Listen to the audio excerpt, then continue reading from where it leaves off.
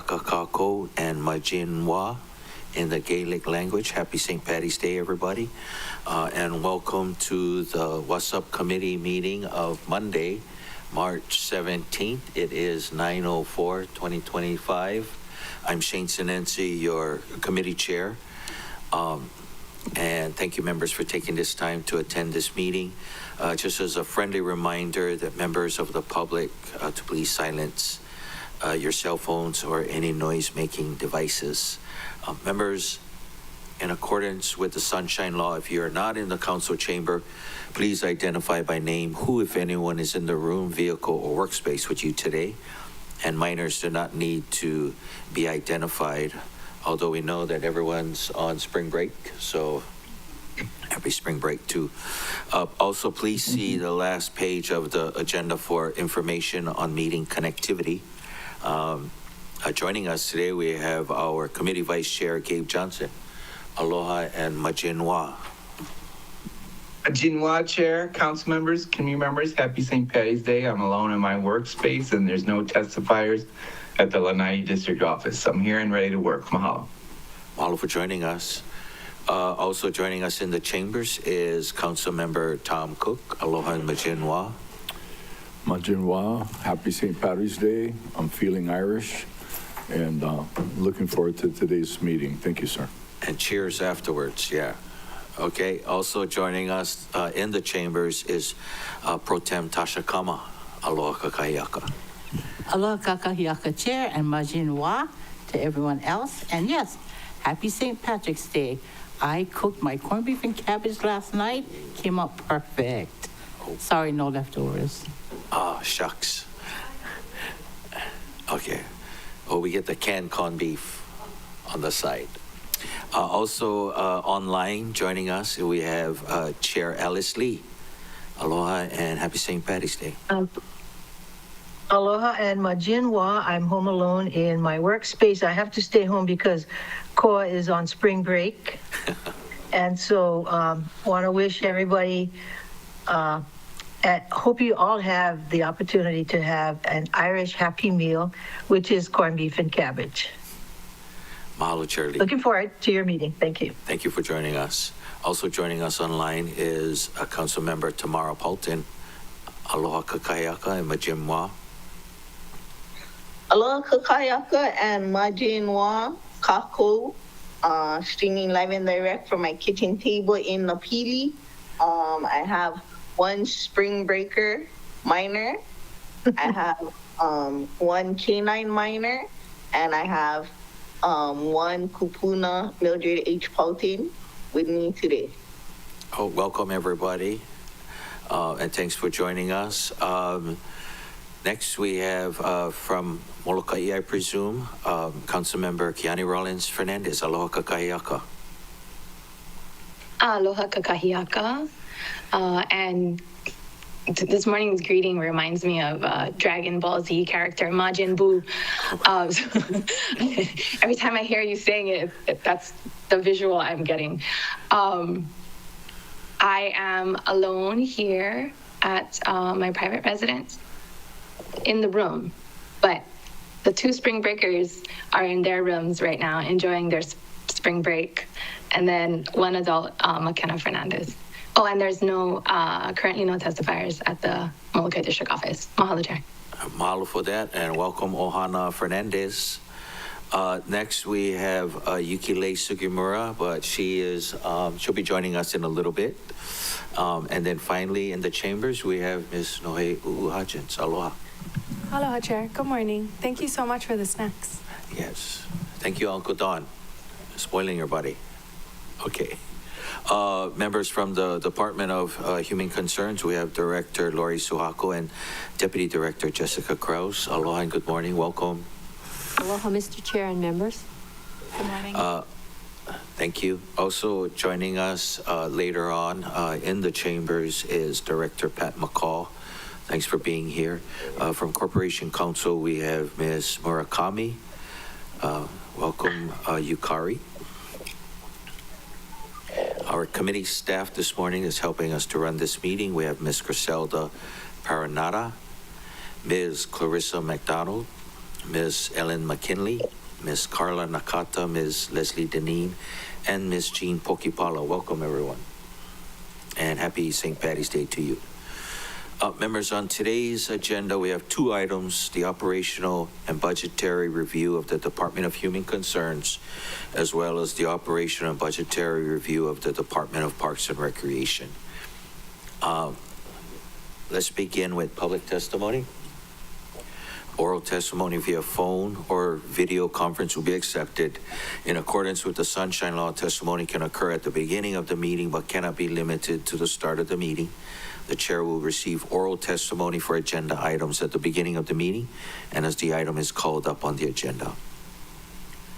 Testifiers wanting to provide video or audio testimony should sign up in the chambers, join the online meeting via the Teams link, or call in to the phone number noted on today's agenda. For individuals wishing to testify via Teams, please raise your hand by clicking on the Raise Your Hand button. For those calling in, please follow the prompts via phone, *5 to raise and lower your hand, and *6 to mute and unmute. Staff will add names to the testifier list in the order testifiers sign up or raise their hands in. For those on Teams, staff will lower your hand once your name is added, and then they'll enable your microphone and video. They'll call your name, whichever is logged in under the last 4 digits of your phone number. Written testimony is encouraged and can be submitted via the e-comment link at mauicounty.us/agendas. Oral testimony is limited to 3 minutes.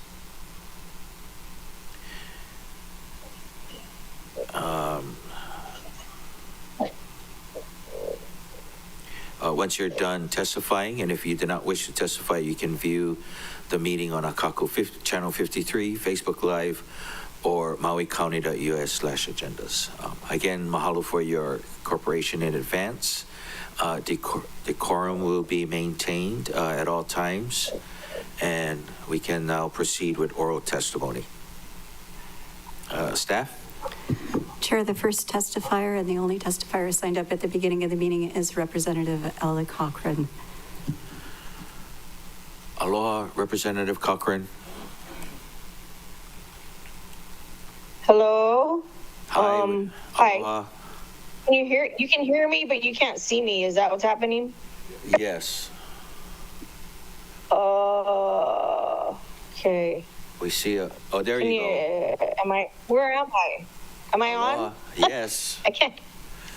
Okay, I don't see myself. But anyways, aloha. Aloha. Mahalo.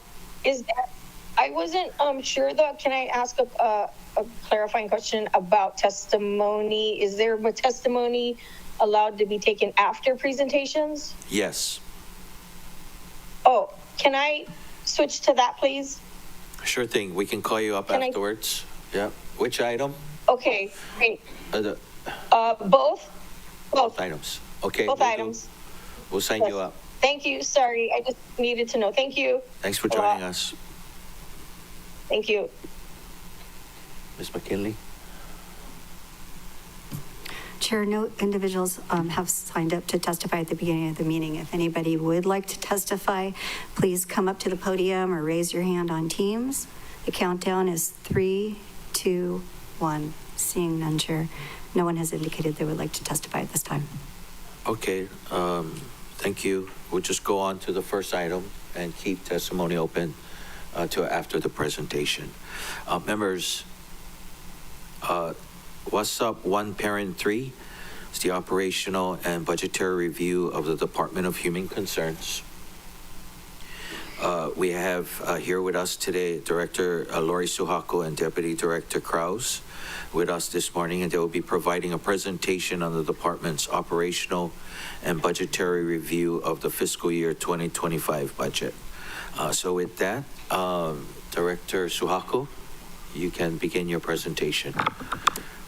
Thank you, Mr. Chair. We'll just wait for a second until the slide deck is loaded. If you want to provide some opening comments. Thank you. If not, yeah. Thank you. So, as many of you recall, the Department of Housing and Human Concerns was bifurcated pursuant to a county charter vote in July of 2024. And so for the past 9 months or so, we've operated as the Department of Human Concerns. All but our housing division was maintained in the Department of Human Concerns, and the housing division, after bifurcation, morphed into the Department of Housing. So I'm assuming that all members have access to the slide deck. And so Jessica and I will kind of give you pretty much a 30,000-foot view of the department's functioning since the bifurcation. And I won't take time to read every single word on every single slide unless you really want me to. But show of hands, who wants me to read the whole thing? Oh, great, thank you. Thank you. So the mission of our department is to support and enhance the social well-being of the citizens of Maui County. And we do that through our divisions, which include the Early Childhood Resource Center, our Grants Management Division, our Homeless Program Division, Immigrant Services Division, our Maui County Office on Aging, the Aging and Disability Resource Center, Volunteer Center, and Senior Services, also known as Kaunoa. We also manage a grant that operates our animal management program. You'll see here in this next slide, the pie chart depicts how our budget is looking in terms of personnel as well as the total budget. Most of our funding is spent on our human concerns program. Only $788,000 is reserved for our administration program, and animal management is about $3.9 million. And not coincidentally, the bulk of our staffing is in human concerns. Okay, thank you. So as of the 31st of August of 2025, our department has filled 17 positions with new hirings. We maintain that, we also have 32 vacancies, so we take every opportunity to encourage people to apply for the vacancies in our department, especially if they have a heart to serve people. Oh, January. Yes. January 31st. So I did want to spend some time discussing some of the budget expansion that was decided upon when this body deliberated the fiscal year 25 budget. So at that time, $250,000 was added to the early childhood programs, and the department is still working with our grantees to determine and distribute that funding through contract amendments. $25,000 was added to Feed My Sheep for their feeding program. Approximately $9,500 was added to Huilaulima Ohana, which is the Hana home dialysis program, for the additional costs associated with more frequent treatments for the Hana dialysis patients. $22,000 was added to the Women Helping Women grant. $250,000 was added to the houseless program, and $250,000 was also added to grants for the frail and elderly.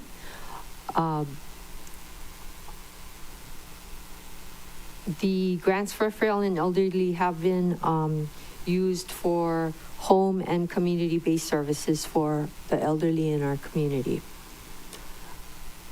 Additional $400,000 was added for immigrant and migrant services. The department issued a procurement for that program funding.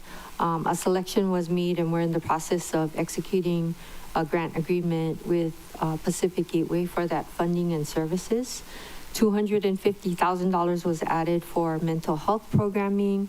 Likewise, the department issued a procurement. Programs were selected for that, and I believe 2 of the 3 contracts have been executed for that funding. An additional $330,000 was added to our budget for the Molokai Community Health Center. And I think that also has been executed. An additional $250,000 was added for substance abuse programs, excuse me, and another $250,000 for youth programs, with $97,000 added to our existing grant agreement with MEO Youth Services, and approximately $9,700 to Hawaiian Kamali'i for their summer program. So just to go back one quick second, the additional mental health programs that were selected for funding for that $250,000 were Pulama Kaheke on Molokai, the Lanai Community Health Center, and Spirit Horse Ranch. Jessica, you wanna? Okay, so regarding our Early Childhood Resource Center, these are just some statistics on the number of children in the county between 0 and 5, as well as the number of licensed seats in programs to care for those children.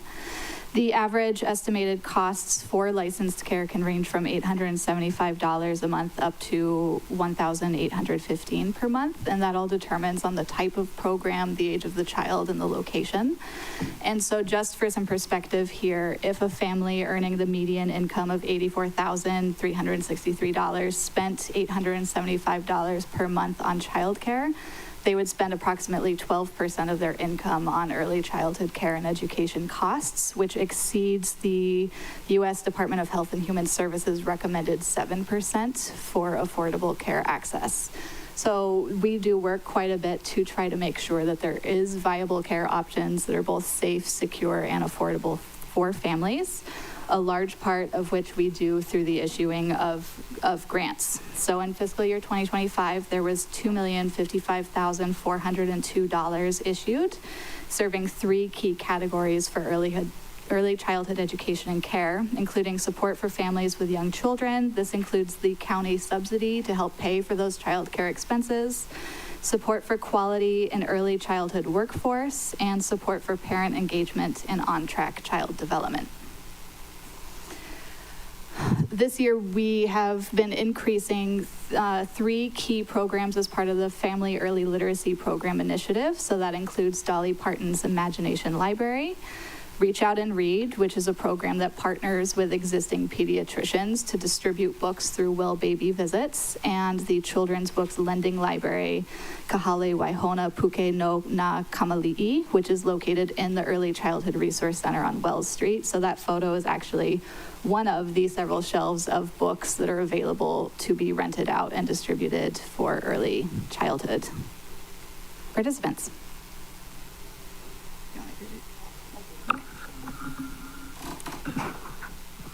So, really dense slide with a lot of information about our grants management division, but we've been operating with a shortage of one staff person in grants management, but our staff still manages to administer over 80 grants about housing, about human concerns.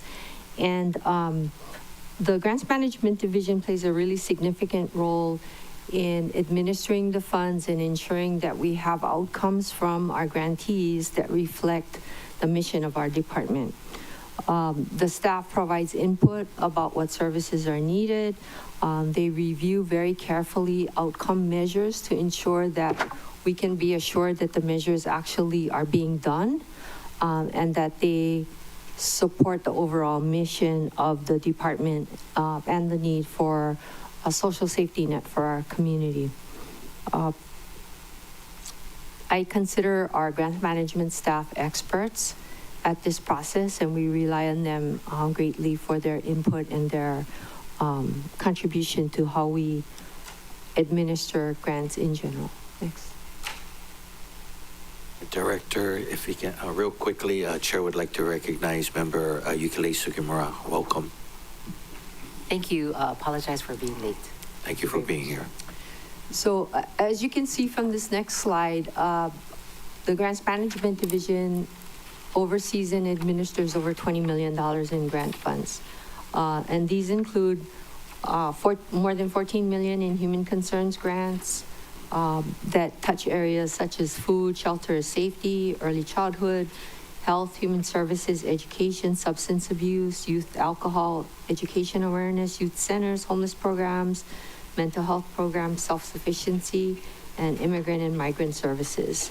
They also administer capital improvement grants that total more than $2.6 million, and the animal management program that is more than $3.8 million. The main thing about the grants management program is the outcomes and the outcome of the work done by our grantees. So the support of the grants management division contributes to 7 substance abuse prevention and treatment programs, 15 youth programs, 8 homeless service programs, 3 food security organizations, 6 animal management grants, 7 capital improvement grants, 2 nonprofits, and 35 other various human concerns grants. So the photograph that you're seeing, one of the photographs you're seeing up there is a new building for Kahale Pomaikai on Molokai, which is a substance abuse treatment program. There's also a photograph of some youngsters there who are involved in Emio's Molokai Youth Suicide Prevention Program.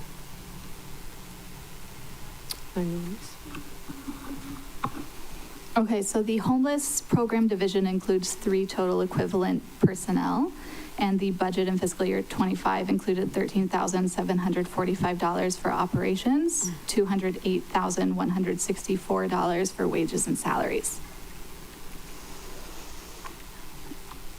We are big proponents of the Housing First approach, which does not force individuals experiencing homelessness to complete services or service programs before they can access housing.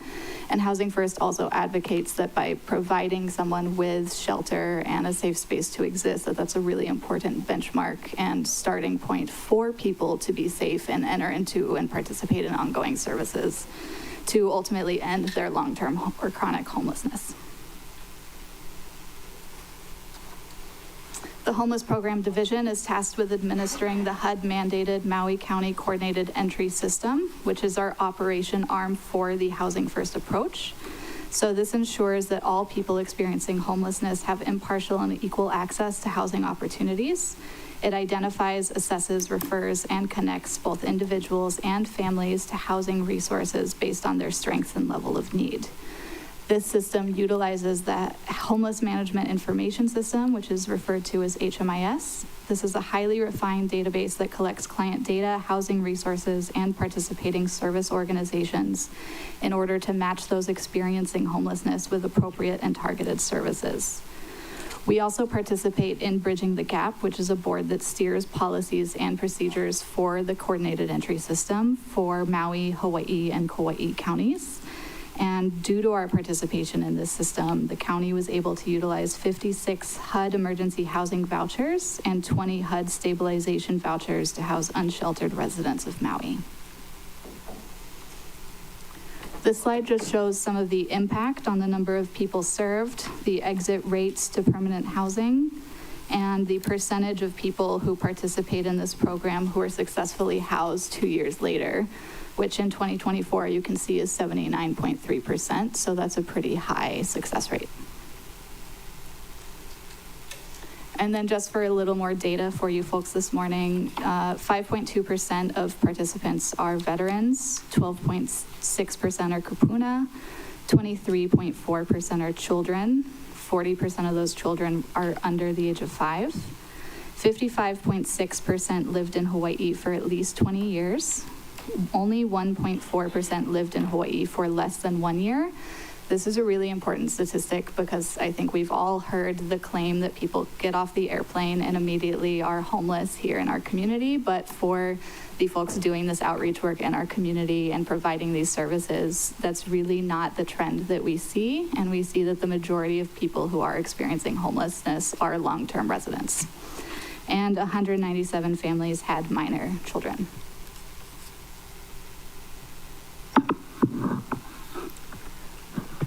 We are next going to discuss our Immigrant Services Division.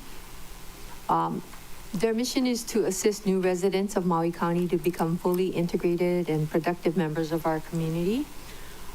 The office provides document assistance to help people scan and upload documents to federal agencies. They provide free federal immigration and consular forms, assist with coordinating appointments for passport, visas, dual citizenship, and help with obtaining essential documents.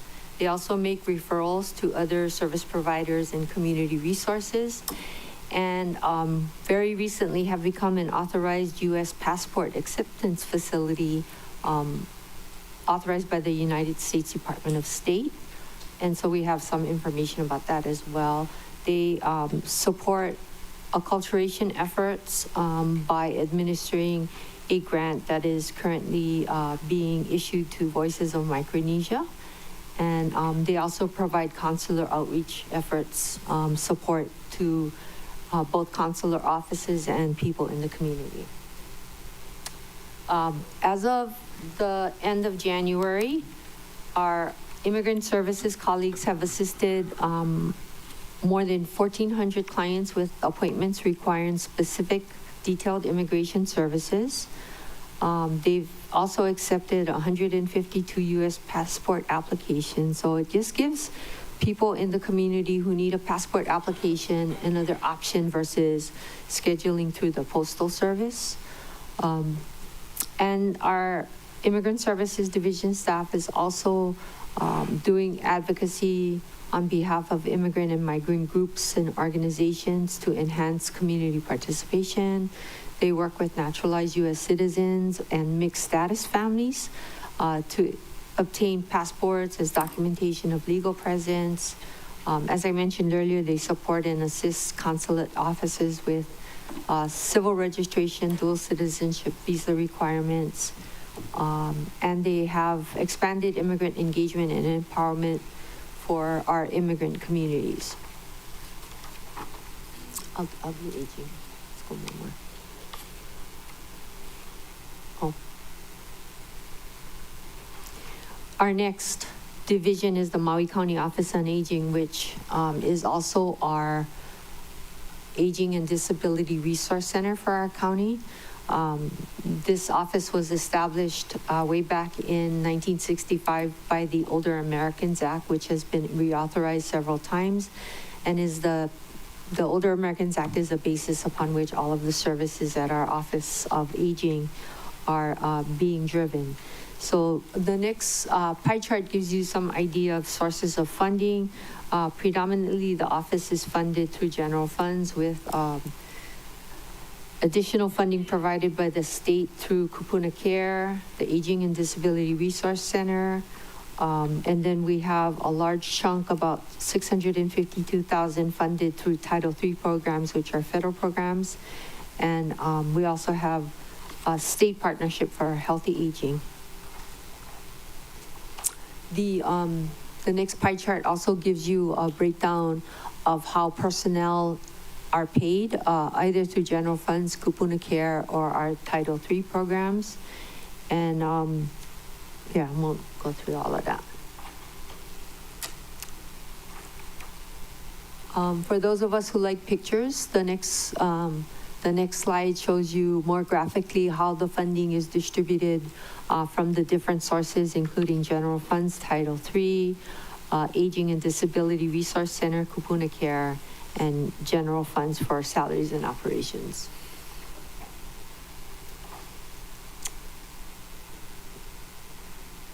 All right, so the Maui County Office on Aging Services, our staff serve as advocates, facilitators, planners, and evaluators relative to all aging, disability, and family caregiving issues in the county. They do their best to inform the public regarding programs, resources, and services available, and they allocate the federal and the state and county funding to service providers so that home and community needs of Maui County seniors ages 60 and over, as well as their family caregiver needs, are met. They also serve as a one-stop shop for people who are looking for services for themselves or for a family member if they have a disability. So the primary functions of the ADRC are to provide information and assistance on the services that are available in our community, provide options counseling, which means that you sit with a family or the aged or disabled person, and you talk about what services they receive now, and go into a discussion about what resources could be galvanized in order to assist them. We attempt to streamline eligibility for long-term supports and services, maintain a database on resources, programs, and how they're allocated, and support quality assurance and continuous improvement through surveys, data collection, and follow-up with both participants and service providers. So the next two slides, I won't go through all of them, but they give you an idea of what services are provided by the Office on Aging, the number of participants that have been served, the cost associated with that service, as well as identifying the service provider. So you can see that we have a very limited array of service providers who are working with the elderly, but we have these services on every island. And they include things like congregate meals and assisted transportation, which our Senior Services Division provides directly as a contractor, as well as legal assistance, adult daycare, respite, support groups, or family caregiver, respite days. And these services all combine to try and maintain elderly who are frail by providing services in their home to ultimately try to prevent early institutionalization, which sometimes can be exceptionally crippling financially for families as well as for the elder themselves. And I think if we ask most people who are aged and who need some support to remain as independent as possible, they would say, we really want to stay in our own house, versus going into a nursing home or into a care home. And while sometimes that cannot be helped, if we can provide that service in the home, I think we really impact somebody's quality of life. And if we provide caregiver supports on top of that, families usually can last a lot longer as being the primary caregivers because they have support and help. Go to the next one, please.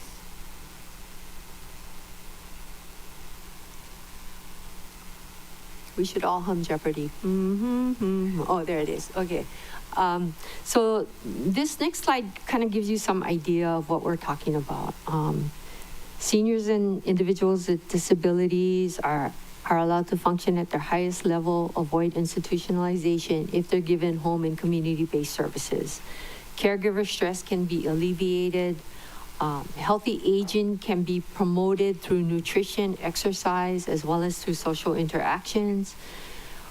We can hopefully prevent hospital readmissions, injuries, and associated decline. Families get information, education, and get connected with other consumers and with agency assistance. We assist with person-centered approach, which means that rather than having Office on Aging staff come into your family home and tell you what you need and what you got to do, there's a conversation that occurs that's focused on you and what you think you need, and maybe what your family thinks might be helpful. And it's never driven by the staff member, but it's driven by the participant and by their family. We also help to contribute to hopefully growing the workforce, because we need workforce to send people into homes to take care of our elderly and our disabled neighbors. And, ultimately, like I said before, even though it's not the primary thing, it does result in cost savings to families. They can maintain, their employment, if their elderly person or their disabled person is being cared for, they can continue working and earning their Social Security credits so that when it's time for them to retire, they do not suffer from having that lack of employment early in their life because of their decision to be a caregiver. All right. Our Senior Service Division, also known as CONOA, has a goal to ensure that the aging population in Maui County remains healthy, engaged, independent, and preventing the costly need for institutionalization for as long as possible. So key programs that they provide include leisure wellness, the Retired and Senior Volunteer Program, congregate nutrition, Meals on Wheels, and assisted transportation. The next slide is an overview of the budget and personnel. So just to give an idea that a little over $4 million is supplied through the general fund.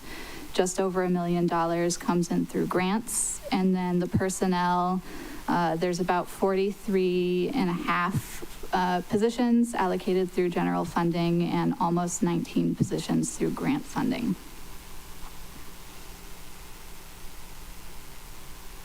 Leisure and Wellness serves people who are aged 55 and up. It provides wellness classes, excursions, and special events. As of January 31st, there have been 272 in-person classes, 45 online classes. Total attendance has been 24,000 participants with unduplicated 2,000 participants. The Retired and Senior Volunteer Program also serves people who are aged 55 and up. This is funded through an AmeriCorps Senior Grant, and it includes service categories for education, human needs, economic opportunity, capacity building, environmental stewardship, public safety, and disaster preparedness. So this program allows people who have retired in our community to be paired with different organizations doing some of this work. So the seniors are able to continue providing meaningful services to our community and stay engaged in a new way in their newly retired lives. As of January 31st, there have been 230 registered volunteers, which has resulted in 33,290 volunteer hours for people doing that kind of work in our community to support those needs. And there are now 6 new volunteer stations, so 6 more sites that seniors can volunteer with. So all of you who passed through the lobby this morning to get to Chambers saw one of our RSVP volunteers sitting at that welcome table in our county lobby. So those ladies who sit there and greet you and tell you where to go to pay your water bill or your garbage bill are all RSVP volunteers, and we're very happy to have them and see their happy faces greeting us when we walk through that door. Thank you. So the Congregate Nutrition Program serves adults 60 and up. Typically provides 62,000 meals served per year and provides an in-person setting for socialization, nutritionally balanced meals, and important connection with services when they're needed. So as of January 31st, there have been 540 participants, 124 of which are new, 31,000 meals served, 748 activities have been provided for that social engagement and well-being, and there has been 31,642 attendees. The Home Delivered Meals Program, also known as Meals on Wheels, serves ages who are 60 and up, specifically those who are more frail and homebound. The eligibility for that program is assessed through the Maui County Office on Aging, so that's one example of the partnership that Lori mentioned earlier. Meals are delivered 5 days per week, and it includes a face-to-face check where the person delivering the meals checks on the senior participant, assesses their well-being, identifies if there's a need for some sort of additional medical support at that time. And the friendly visits also provide a lot of support for the welfare of the senior participant, but also some peace of mind for their family members too. As of January 31st, there have been 58,491 meals delivered, 1,200 participants, 385 of which are clients living alone. And there are occasional partnerships that accrue throughout the year, such as the Cupid's Crew partnership with AARP, where 500 roses and greeting cards were delivered by staff and volunteers to those participants to bring them a little joy on Valentine's Day. The Assisted Transportation Program serves ages 60 and up. That's another example of a program where eligibility is determined by the County Office on Aging. It provides safe and essential rides for seniors to access things such as doctor appointments, grocery shopping, specific business appointments, or even accessing services like adult daycare. As of January 31st, there have been 2,900 one-way rides offered, and there are 6 regular participants who utilize a wheelchair-accessible van, which has resulted in 96 one-way rides. So we do have the capacity to help seniors who do have varying levels of mobility limitations as well. And Kaunoa has been crucial for participating in disaster recovery and emergency response. So just for some examples, they do provide ongoing services for engagement and socialization out on West Maui, which includes Meals on Wheels and assisted transportation services. The congregate program hasn't yet had a chance to reestablish itself in a site, as we did lose our West Side Senior Facility in the August 2023 fires, but there are ongoing home meal deliveries and wellness checks for those senior participants to make sure they're continue to be engaged with us and that they have those resources as well.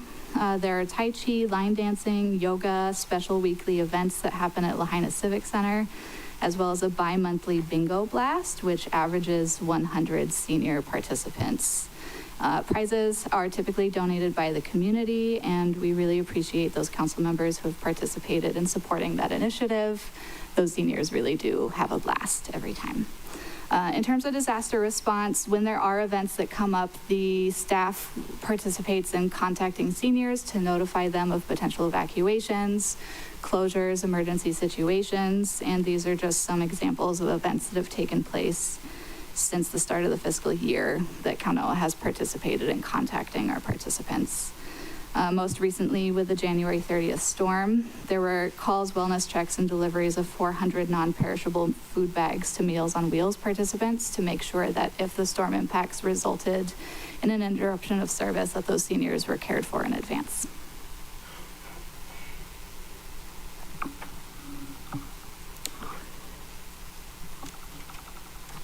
I think many of you here and many people listening to this presentation understand that their time can be donated as volunteers and that a lot of good can come of that effort. The last of our divisions that we'll speak about today is our volunteer center, whose mission is to be the one resource and catalyst on Maui that leads, connects, and mobilizes volunteers and volunteer agencies to contribute to a better life on Maui. So the programs of the Volunteer Center are all geared toward that mission. We have a Hands on Maui website. We do volunteer, which actually does volunteer matching. So agencies can post their needs for volunteers. Potential volunteers can go onto the website, can look through all of the agencies that need volunteers, and can make a decision about whether they might be a good match as a volunteer for that agency. One of the other really significant things that we do at the Volunteer Center is doing capacity building training. So how is it that agencies know how to recruit volunteers? How is it that they know how to select volunteers that align with their culture, that align with their practices? So I think if you close your eyes and you can imagine like just having a bunch of volunteers thrown at you without any ability to understand who they are or why they're there, it could become a real mess for an agency. So these programs actually help to assure that there's a better alignment with those factors. We do a volunteer hero program every year, and actually we already received 25 nominations. So agencies are invited to nominate a volunteer hero, and we'll be having a recognition event hosted by the mayor later in April for that. Much of the work that's done through Volunteer Center, which is actually staffed by only one person, is done through social media and blog outreach. We also issue a volunteer hot sheet, which provides updated information about the need for volunteers for either for ongoing needs or for one-time big events where more volunteers are needed. So in terms of our social media highlights, the social media output from our volunteer centers reach more than 70,000 people who use social media, and over 100 people visit handsonmaui.com each month from Facebook and Instagram. There is 4,400 subscribers with an above average 69% open rate. So 69% of the people who subscribe actually open the message and read it. And the same goes for nearly 30,000 emails that are issued. So at the Volunteer Center, we have 157 agencies currently registered as part of our program. Recently have 19 new agencies registered.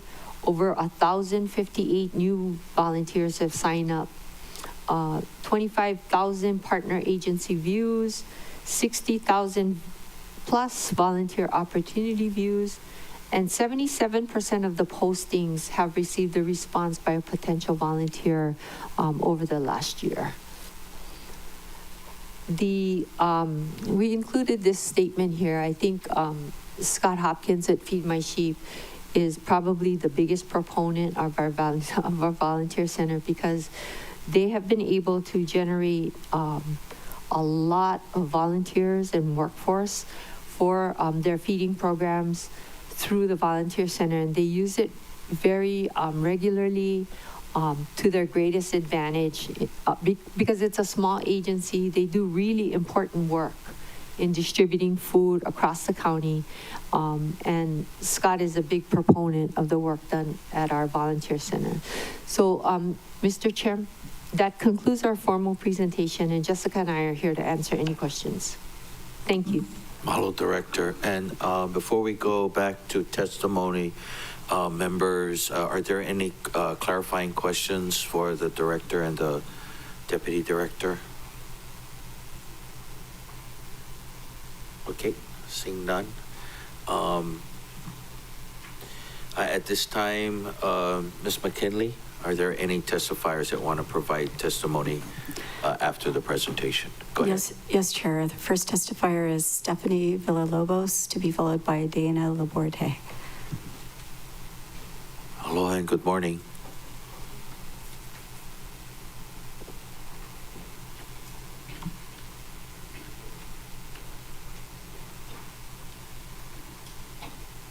Hello, good morning, everybody. Morning.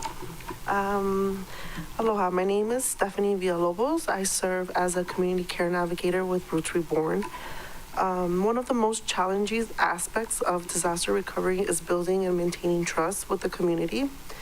Without trust, resources remain out of reach for those who need it the most.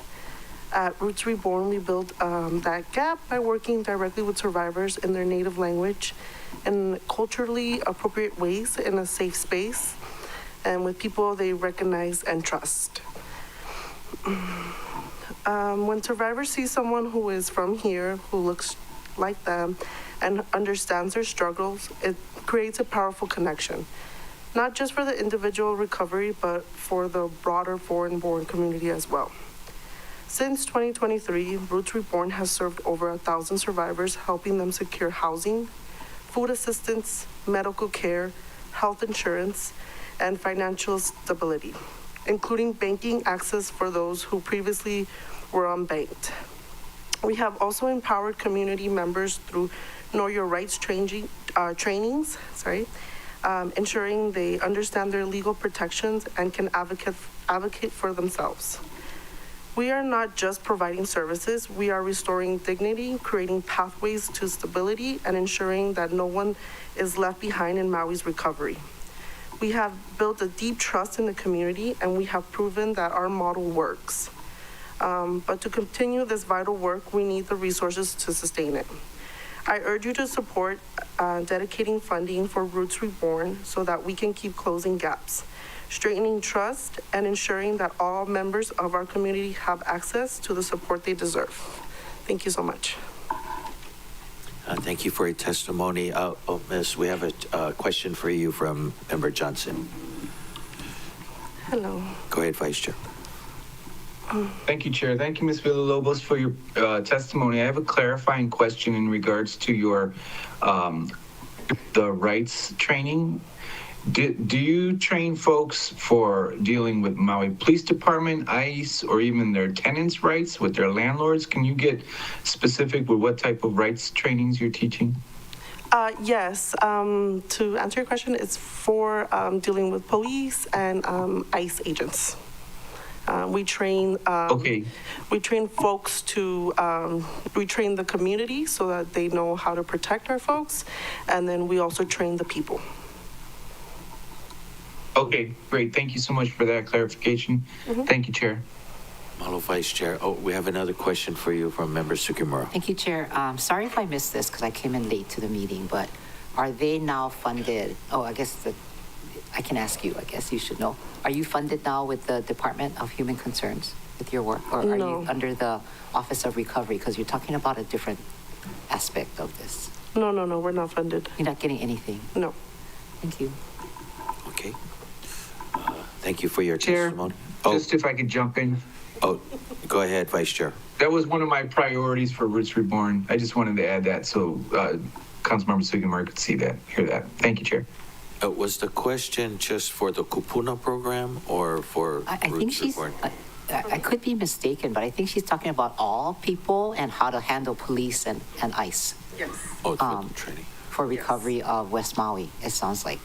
Okay. So I just, Thank you for that clarification. but they're not in the human concerns. All of Maui, sorry, all of Maui. For all of Maui County? Yes. Okay, thank you. Thank you. Chair, I just, Oh, one more question. I'm sorry. Sorry. You want to make her a resource? Go ahead, Pro Tem Kama. We make her a resource, everybody got to stay. No, I'm just kidding. I think my question to you, so you were asking for resources. Do you have an amount that you're looking at in terms of supporting what you folks are doing? Okay, yeah, you can defer to Veronica Mendoza. She'll have more of the numbers and all of that. I just help out our community. I'm like the community care navigator on the ground. Okay. Okay, so. You want to wait till she comes up? Yeah, she's going to testify. Yeah. Okay, Okay. that's fine. Thank you. Thank you. Thank you, Pro Tem. Thank you. Ms. McKinley? Chair, the next testifier is Dana Laborte, to be followed by Nicholas Winfrey.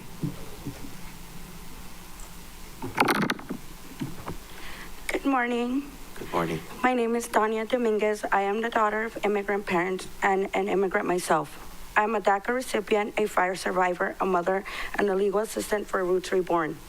I am here today in support of funding line item for Roots Reborn. For as long as I can remember, our community has faced challenges and barriers. I've seen firsthand the gaps in resources available to our people. After the fires, the dire need for assistance became more evident. Roots Reborn was formed in response to the crisis and has since worked tirelessly to bridge these gaps. But there is still more work that needs to be done. Roots Reborn hires from within the community and invests in our youth, creating opportunities where there was once none. I've lived on Maui for most of my life. Lahaina is a community that saw me grow. Roots Reborn has opened so many doors for me, ones I never thought possible. Because of financial barriers, I never believed I could pursue higher education. And I have never believed. I have always provided language support and had a deep interest in immigration services, but due to my status, I had put that dream on hold. Now, thanks to the opportunities Roots Reborn has provided for me, I am currently enrolled in the DOJ program through Villanova University. This program will allow me to provide much needed immigration services to our community pro bono. Roots Reborn will be the first organization in Maui to become DOJ accredited, and I will be Maui's first DOJ accredited representative. A dream I had long forgotten has been reignited because of Roots Reborn. I am proud to be one step closer to helping break down barriers our community faces. Roots Reborn is not just a disaster relief organization. It is a safe space, a vital resource that Maui has has needed for too long. I urge you to consider supporting Roots Reborn so we can continue this critical work and ensure our community receives the support and resources it deserves.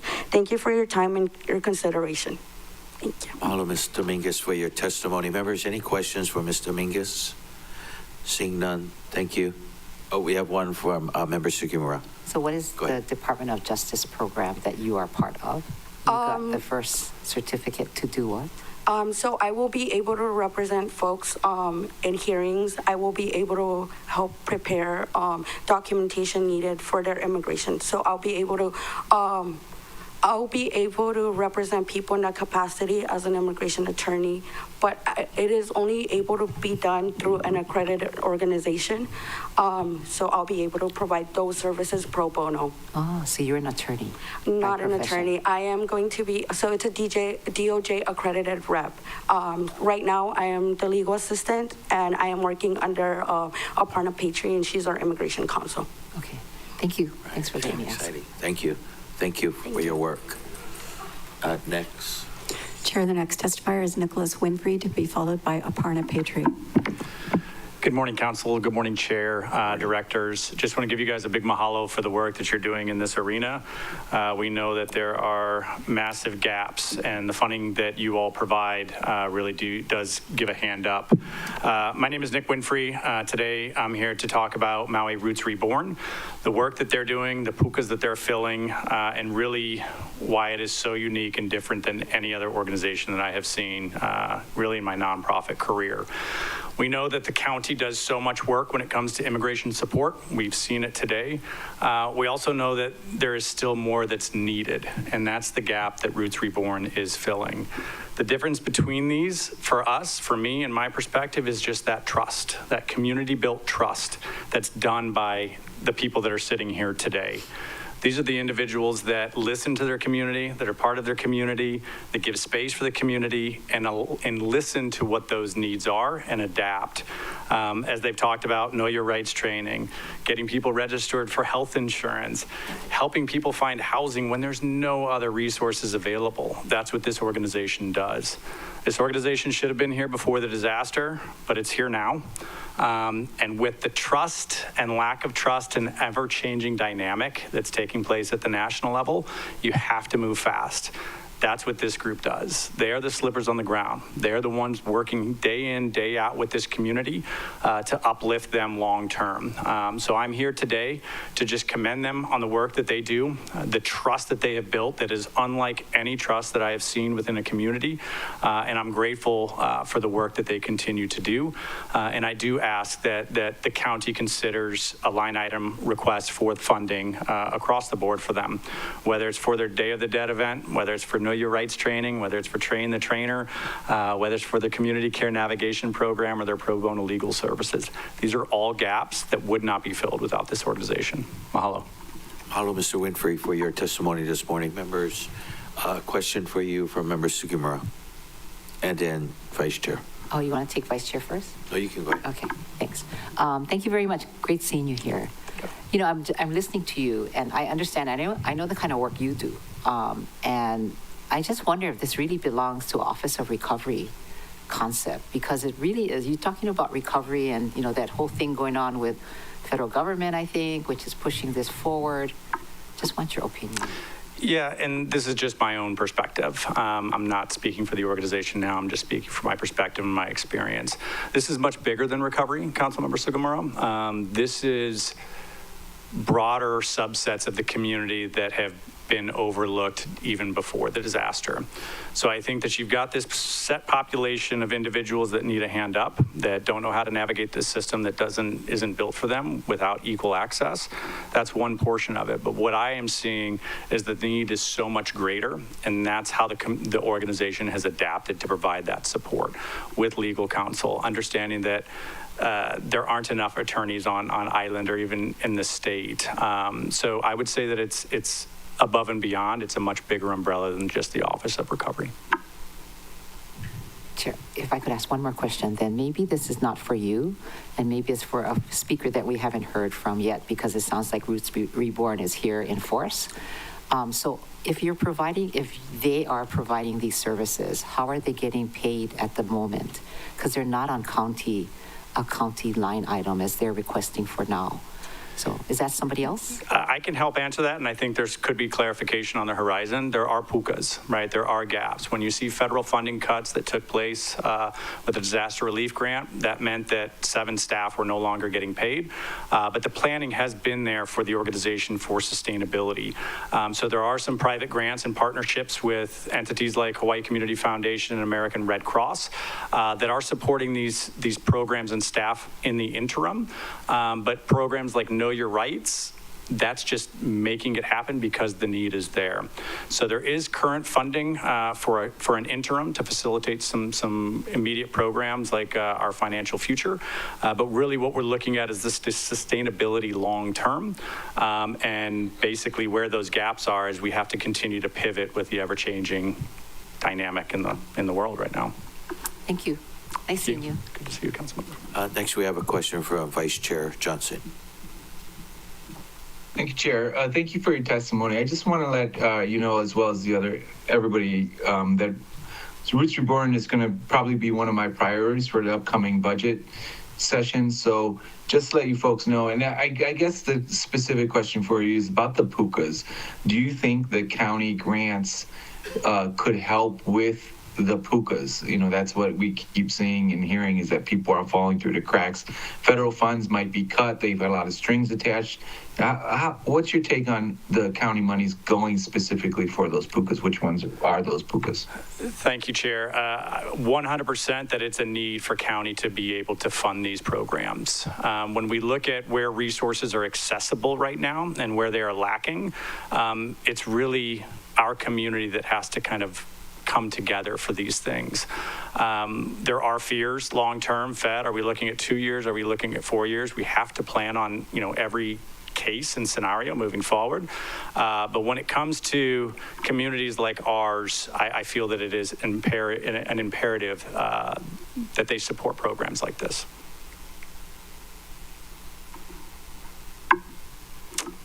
Okay, thank you so much. Thank you, Chair. Right. Thank Mahalo, you. Chair. Mahalo, Council. Thank you, Mr. Winfrey, for your testimony this morning. Ms. McKinley? Chair, the next testifier is Aparna Petri, to be followed by Evelyn Del Valle. Hello and good morning. Aloha and good morning, everyone. I'm Aparna Petri. I am the immigration attorney at Roots Reborn. I'm very happy to be here with you today. Thank you for allowing me to testify. I'm a resident of Lahaina myself. I worked in Washington, D.C. for 15 years before coming here. And I am with this organization because I see what they can do, and I see the impact that they've had in such a short amount of time to make things better in our community. And that's ultimately what my goal is. I want to talk a little bit about our legal program at Roots Reborn and kind of explain what we do. So we have two kind of pillars to this program. The first is direct legal representation, and the second is education, or know your rights, as we like to call it. So on the direct legal representation front, the way this legal program was born was because Roots was serving clients and saw that in the process of doing that, our clients had a lot of needs when it comes to legal representation. And so those clients got funneled over to create a legal program, and we sat down with them and we do consultations with them, hundreds of consultations a year, where we try to find out, what are some avenues of relief that you may be able to benefit from.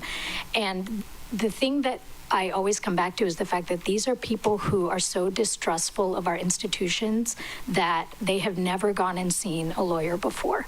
They have never gone to an agency to sit down and figure out their options before. But because they trust this organization and the way this organization is operated, they come to our legal program, and they're for the first time in their whole life, they're willing to find out kind of what options they may have.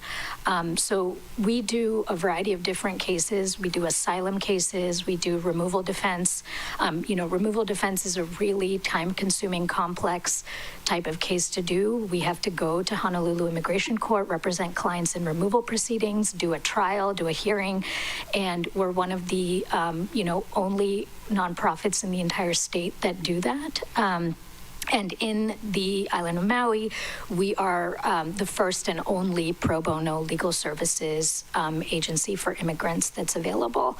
And, you know, a lot of our clients have been here for many, many years. They have families, they work, and they don't realize that they may have a way of getting out of the shadows, or they may have a way of forwarding their immigration status until they come to us, or until they come to an organization like us, and we're able to sit down and explain the law to them and explain what some strategies may be for them.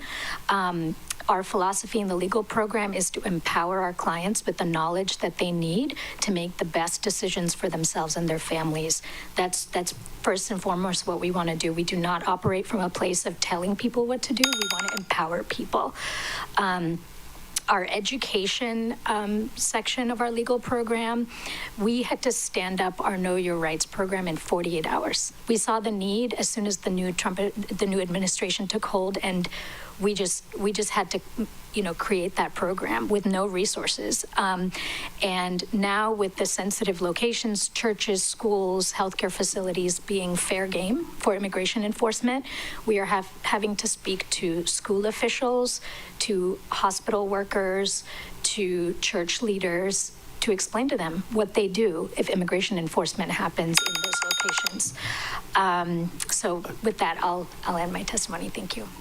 Thank you, Ms. Petrie, for your testimony this morning. We have a question you from Member Sukimura. Thank you for your expressive, impressive work. Did you or your organization apply for the RFP when we were looking for legal service for our immigration services? Sounds like it ties right into what you're talking about. I'm going to defer that question to our ED. I don't work with the sort of grants and money side of things. I do the legal representation, and so I'm going to defer to her. She'll be up here in a minute and be able to answer that question. Oh, so your answer is no. Your answer, you're the attorney, you didn't apply for it, right? No, we did not apply. Okay, thank you. From the audience. We'll go to Member Polton first, and then to you, Pro Tem Kama.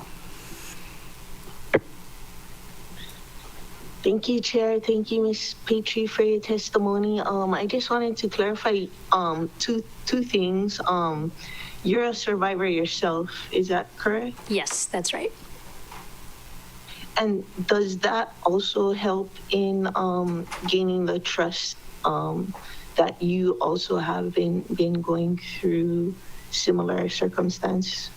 It's a really great question. Thank you for asking that. Yes, it helps tremendously. You know, when we have clients from Lahaina who come in, and I know exactly where their house was. My house was down the street. I know some of the challenges they're navigating with, whether it's SBA or Red Cross or you know, I'm able to connect with them at that level from having gone through the same thing, and that helps tremendously.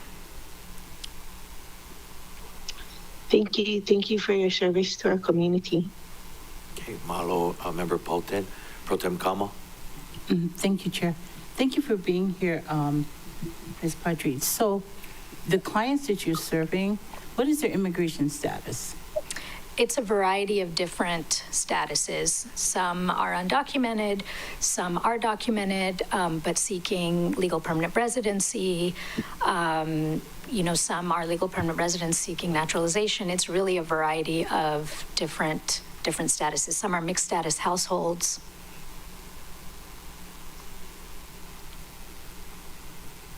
And so you're the one that does the Know Your Rights training?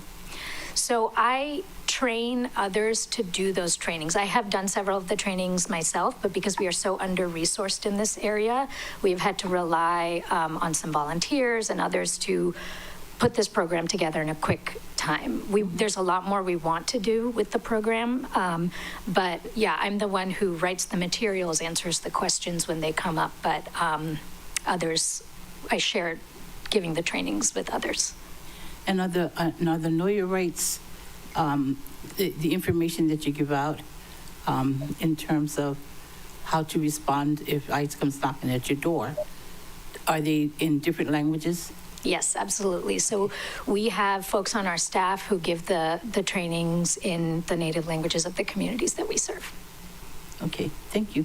Thank you, Chair. Okay, Mahalo. Thank you for your testimony this morning. Thank you for being here.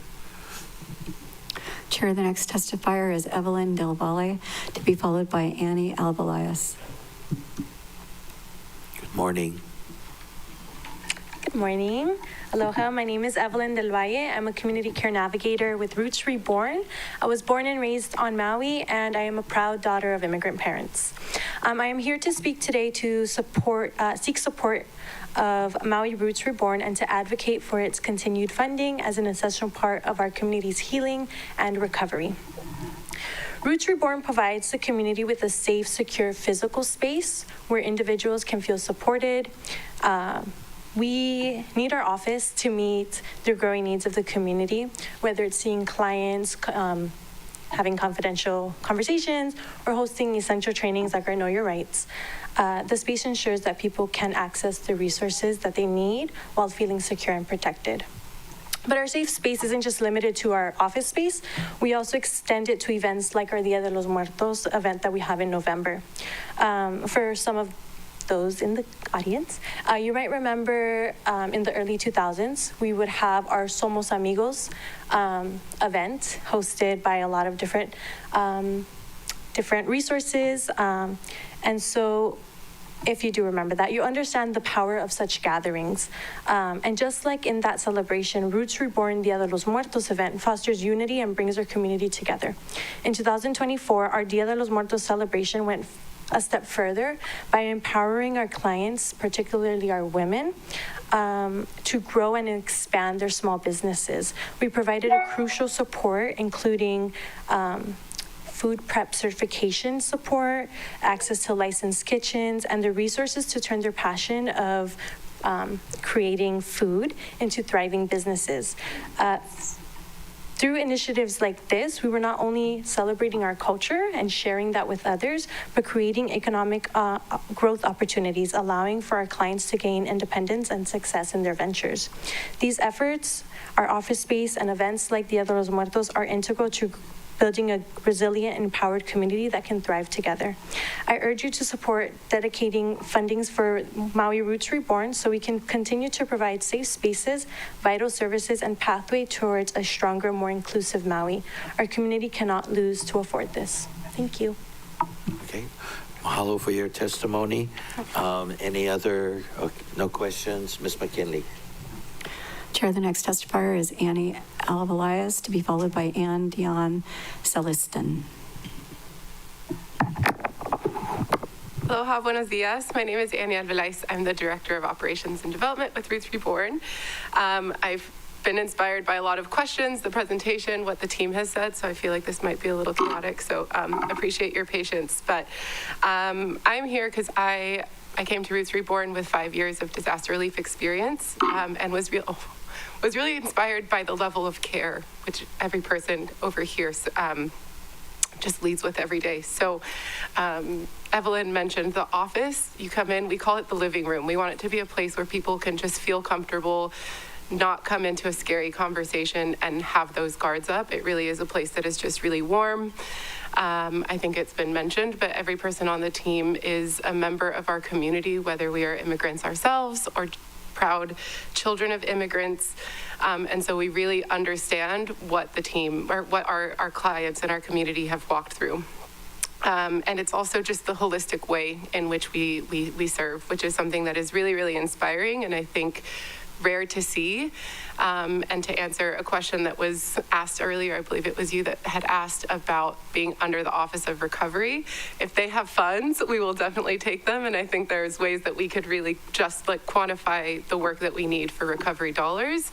But as Nick mentioned, this is an organization that should have been on Maui so long ago.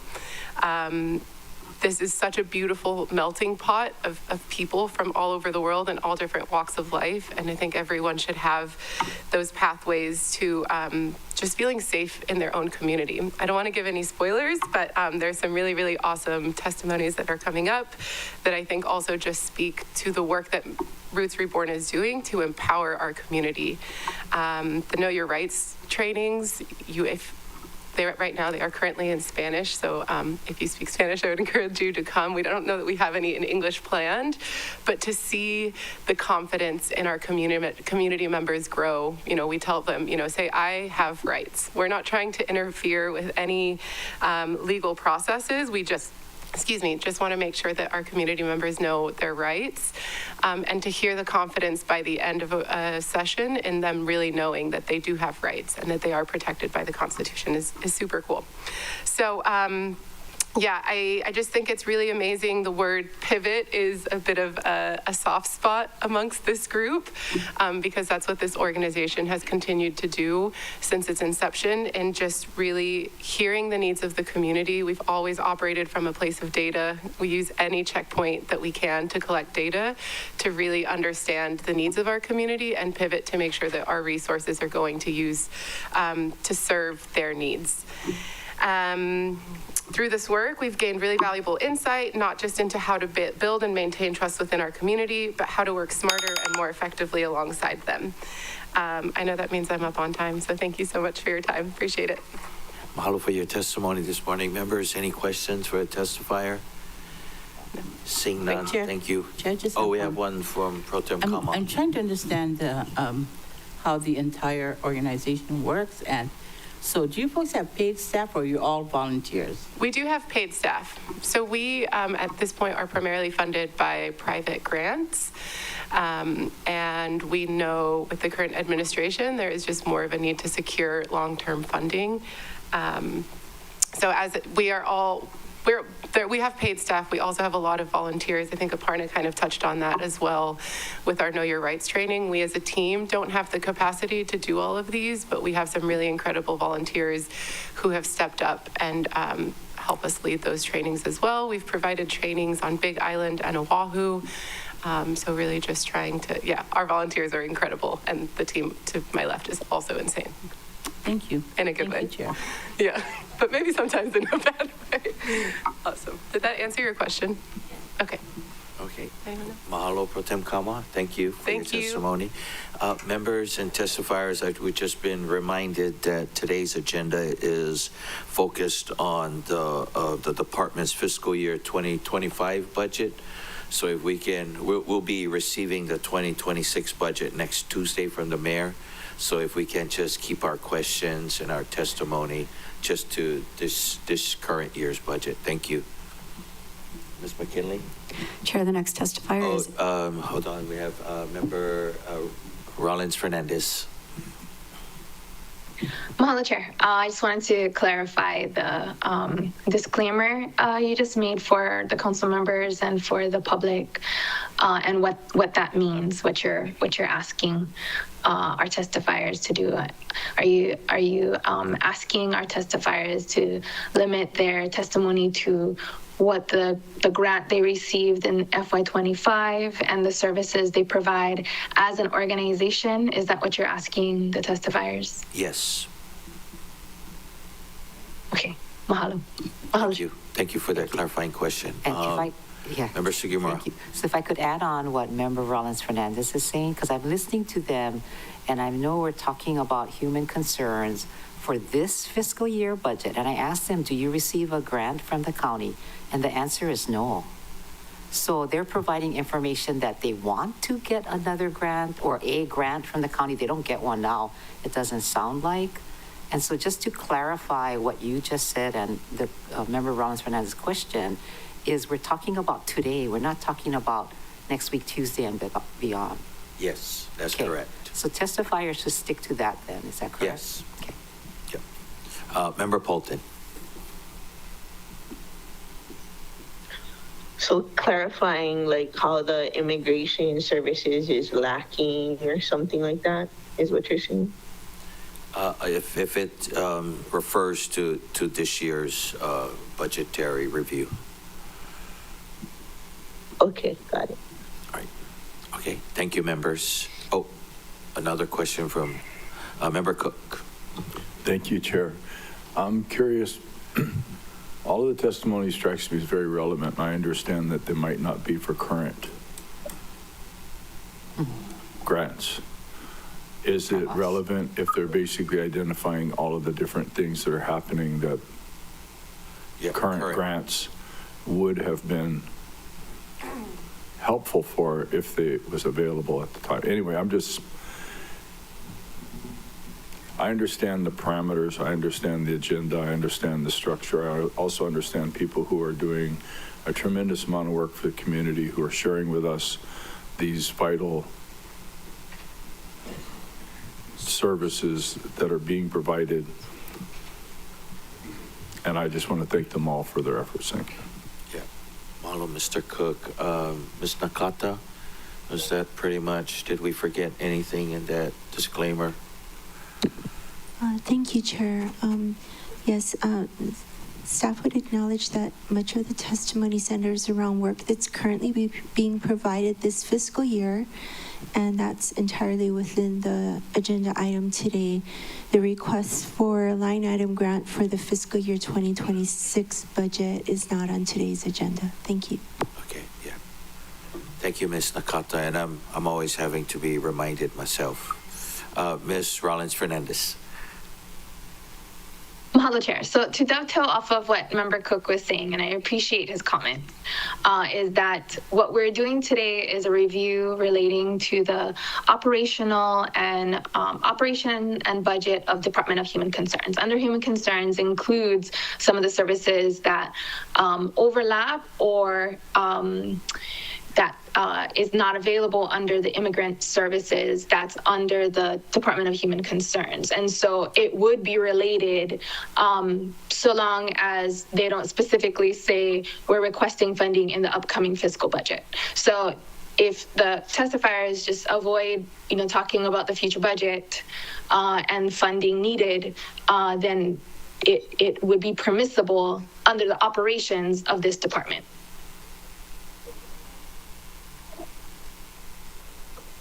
Nakata.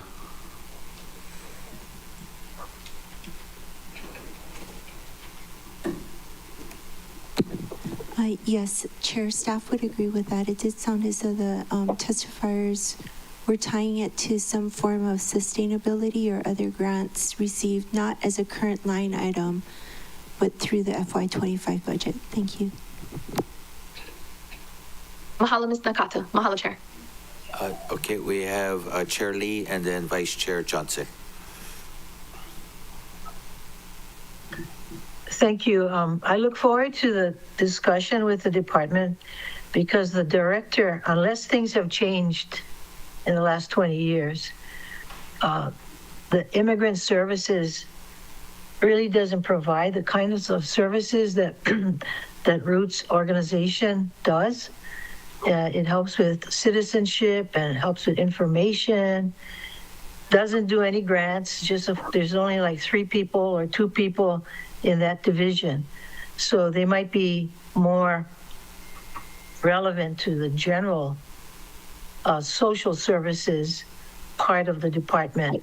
I don't want people to think that immigrant services is not doing their job, but because that's not their job, unless things have changed in 20 years. And I'm sure the director will explain all of that when she has the opportunity. Thank you. Okay, mahalo, Chair Lee. Vice Chair Johnson, and then we may consider taking a break after this. Okay, thank you, Chair. Yeah, I think the situation over the time has changed. I want to remind the members that we did have a larger pot of money for immigration services. We cut it down to make it passable. And then now, that's part of the reason Roots Report probably didn't apply, and we'll let them explain, because it was a smaller pot of money, and that's went to the Pacific Gateway. So I just want to let you guys know that that was one of our priorities from last year to get it passed. So that's why they might not have applied for the other pot of money, but we'll let them talk about it if they want to talk about it. But just letting the members know what happened with last year's budget. Thank you, Chair. Thank you, Vice Chair. Okay, members, that was a thank you for that discussion. At this time, members, would you consider a 10-minute recess? How many more testifiers we have? Ms. McKinley? Chair, there are 6 currently signed up for this item. Okay, with that, the WASSP committee is in recess till, we'll go to 10:40. Thank you.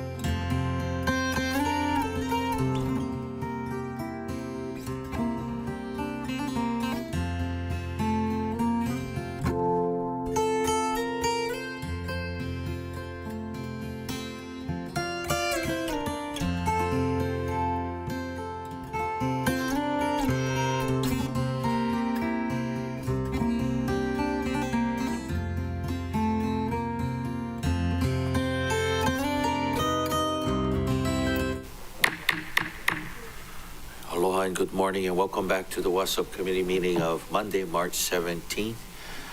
It is 10:41 a.m. Mahalo members for that quick break, and we'll continue with our testimony. Ms. McKinley. Chair, the next testifier is Ann Dion Celestin, to be followed by Representative Ella Cochran. Aloha, Ms. Celestin.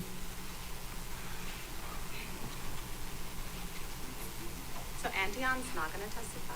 Oh. She's not going to testify. Oh, she's not going to testify. We're okay? Yeah. Okay. Then we'll go to Ms. Cochran.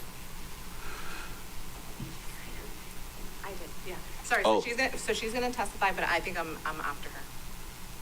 Oh, okay. Who's?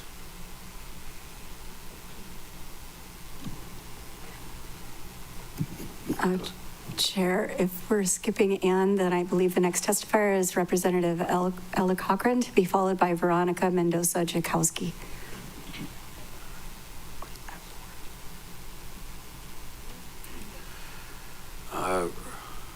Okay, I see her online. Are you here? Am I here? Yes. Where am I? Oh, okay, here I am. We're all Okay. here. All right. Okay, Majinwa members, and also Haole Lahanau to Mo'i Kauikeoli. Today is King Kamehameha III's birthday also, so let's not forget that. And so in sticking with the parameter of the agenda in reviewing the operations of the department, I was looking back obviously on homeless efforts. So there was an RFP put out back in 2022, and it was for homeless strategic plan. It cost us $240,000, quite a chunk. And it morphed into becoming a report on recommendations to address the homelessness in Maui County. So when I look back, the RFP was given in 2022. Then August 8th, 2023, the fires occurred. And then 10 months later is when this group, Eco Northwest, started working, and I'm curious why it took 10 months. And the scope of work for this RFP also had taken out the analysis of funding sources and its uses. So now I'm tallying up well over $3.5 billion.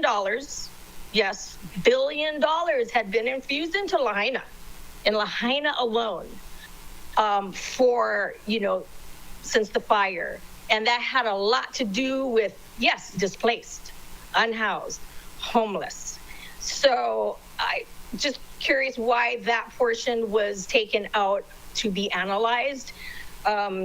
So that scope had changed. And also, which I do like, though, they wanted to get more direct engagement with live experience, people within the homeless realm. And so that is excellent. But I'm tallying up the numbers there. When I see all their workshops, their outreach meetings and things they had, they have touched about 160 or so lives. When 135 people they had reached out to live engagements, and in January of 2024, 5,245 people were in our shelters. To me, that doesn't give a huge voice of what the homeless situation was, or our most needy of demographics in this community was at that time. I mean, what I'm getting at is that was a huge chunk of money. At the end, it came up with recommendations, not a plan. And we really need a plan. And that never occurred. Great takeaways on changing codes, looking into alternative housing, making sure things are affordable to be built. It has one bullet point about tiny homes. Well, guess what? We got 450 tiny homes in Kalaiola. We got like 180 something or rather in Kilohana. We got tons of tiny homes now. And those projects have no idea what they're going to do with them after the 5-year temporary use is up. So this county hopefully can take a look at those tiny homes and see maybe, to utilize them.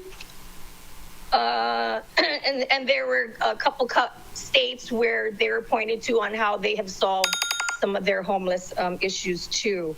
Tenant protecting laws and policies, changing up codes for more flexible development, things of that Ellie, nature. let me see if there's again, any questions for you, real quick.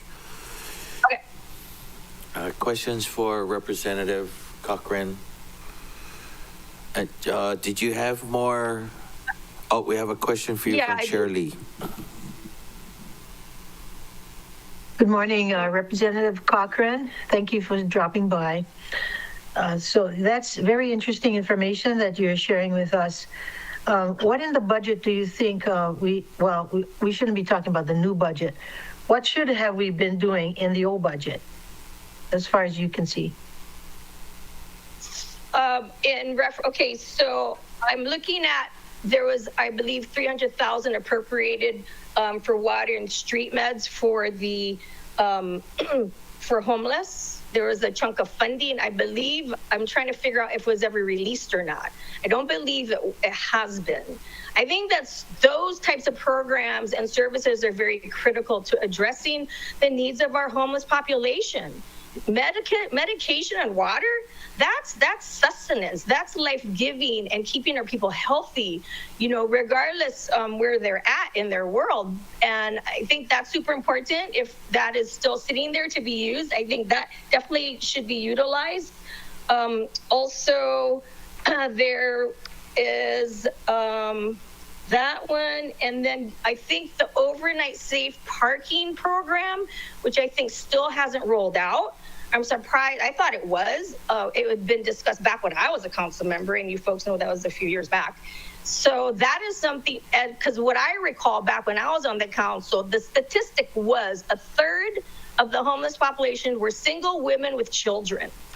Picture, you know, a mom with her kids in a car, got to go park down some dirt road in the back corners of wherever. I mean, that's scary. That's dangerous. And so it makes all the sense in the world to keep people like a mom with her a single mom with kids who has to live in a car in a safe environment. And, you know, and we have lots of parking lots unused at night, just our own county, you know, and state parking lots for starters. So those two things, which, you know, briefly scanning through some past budgets, I definitely think we can make them happen today, which would be so, so needed and helpful. Thank you. Yeah, thank you, Charlie. Another question for you from Member Sugimura. Thank you. Good morning, Representative Cochran. So what was the name of the nonprofit that you started off talking about? I'm looking. The nonprofit for the street meds, or I believe that was supposed to go to Project Vision, particularly for the Pu'uhonua. Oh, sorry, the report, the homeless report. Yes. Oh, that was Eco Northwest. It was a consortium of 3 groups with Munikio Hiraga also involved.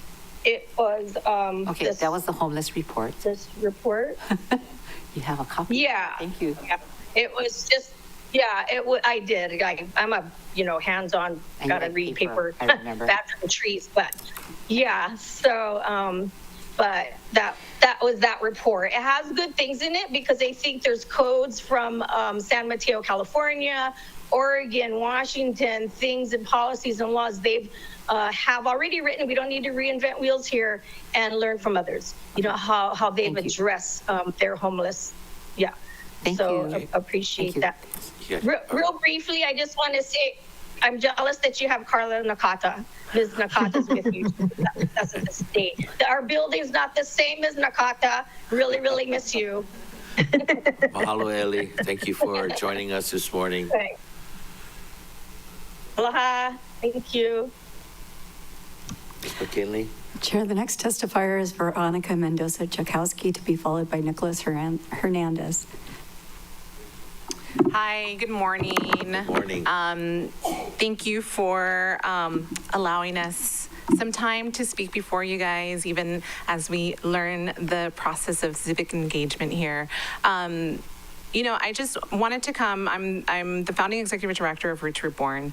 As you guys know, Roots Reborn is a relatively young organization, but we've done a lot.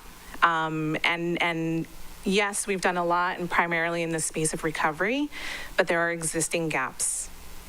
And especially with the new administration coming, those gaps are only going to get wider and deeper. And so we recognize and we appreciate and we're in gratitude for the county and for all the services that are provided for our immigrant community, our migrant and immigrant community. So thank you so much for all that you guys do. But I believe that there are still gaps. And like I said, they're only going to get bigger and wider. So we're really here just to speak to the work that we're doing to bridge those gaps, what we've done in the past, what we're doing now, and what we hope to continue to do. And we hope that the community really sees us as a worthwhile investment.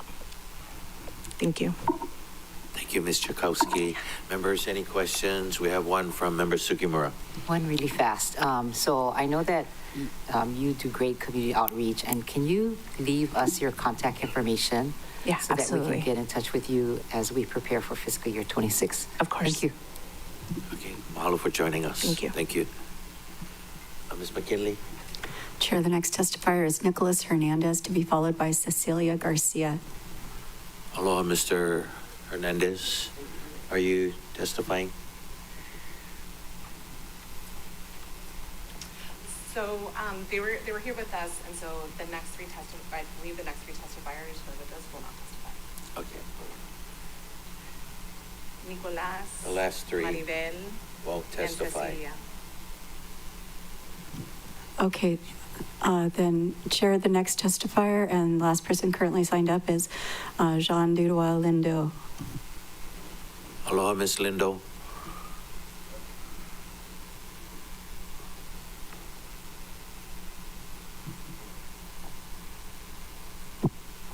Aloha, council members. Mahalo for this opportunity to testify. My name is Jantel Lindo, and although I am the chair of the Commission on Healing Solutions for Homelessness, I am testifying on my own time and on my own behalf. First off, I would just like to thank the council for supporting the Department of Human Concerns budget and allowing us to think of creative solutions. One of the comments I wanted to make is based on the current budget, I would like the council to consider making sure that Molokai representation can be flown back and forth to meetings if they so choose to attend the meetings in person. So currently we don't have that budget, so I'm not able to fly. And I think for a year and a half I was paying for my own airfare. And although that's a commitment that I'm willing to make, I was thinking about other commissions and people who are not able to fund their own way. And I think that's a vital part of making sure that our commissions are strong and have good representation from our islands. The second thing is, I believe that Director Suhaku has been super supportive of me personally. I know that she and we disagree on sometimes the path forward to certain things, but it's always been very respectful and cordial, and I like working with her because she does stretch my ability to think outside of the box. So in saying that, I would like to say that I think one of the reasons that some of the projects haven't worked is that there is no, when the council puts money into a project like for homelessness and all those things, I think there needs to be a component that mandates the inclusion of our commission and other county reliant sources and resources that we count on to help us achieve the goal. So a lot of money is put into coming up with a plan and coming up with a purpose and attaining this no poverty, no homelessness kind of structure. But there's not enough policy that ties everybody to work together. And it's junk because in a perfect world, I would think that everybody would work together automatically, but that's just not the world we live in. And so because of liability and restraints and all kinds of different kind of compartmentalized structure, I think there needs to be more emphasis in when we're putting in money for certain things that are critical, like the unsheltered and safe parking zones, that there be legislative components that tie people to have to do the checks and balances and work together to ensure that we hire the best vendors. We hire the people who are, because I don't personally think Eco Northwest was the best vendor. I attended all of their Molokai meetings, and it was a joke. And I think that the fact that they took that money from the county and they delivered a plan that says you need a plan is a joke. And I said that to them on the first time they were there. I think that we have the answers with us, but as long as we keep hiring people to tell us that we need one plan, or we keep looking at this as a whole big systematic problem, we're always going to end up with the same thing because the problem is too enormous. What we have to do is get back to what we do best, which is community-based solutions and figuring out how we work that through. And I think that can be done. And I think Director Suhaku is game for anything that will help her to achieve her objective too. And again, like, I super appreciate her support. The staff we have is amazing for the commission. So just wanted to kind of inject those things into that. And thank you guys for supporting the council. I also want to invite everybody to come see what we do in our Molokai in our own small way. I know that Naomi Crozier has reached out that their team will be doing a look at what our church is doing. And when you come for your council budget hearing, I invite you guys to come take a look at the things we're doing. So, mahalo. Mahalo, Jen. We have a question for you from Member Paulton.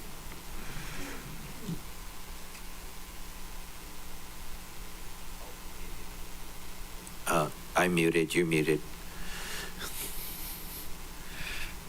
Thank you, Chair. Thank you, Ms. Dudua, for your testimony. I guess we could have just paid you $240,000 because that's the same thing they said. There wasn't enough coordination or cooperation for them to even make a strategic plan. So I'm not sure if we should have even paid them any money. But my clarifying question is the commission on, you mentioned the Commission on Healing Solutions for Homelessness, is it full up? Meaning, are all our vacancies filled? Yeah, do you have vacancy? Yeah, we have a lot of vacancies. We have actually, I think 3 or 4. I'm getting that exact number because it's by district, and we're not the typical county commission, and we're actually like our own independent created by the council. The council has the opportunity to keep updated on their representation from their district. And so right now, I think Lahaina, Kihei, and Wailuku are not represented. Oh, did Aiki fill her term or she stepped down? No, she stepped down. Okay. Nobody that I know of informed us. Do you know if there is a process for that?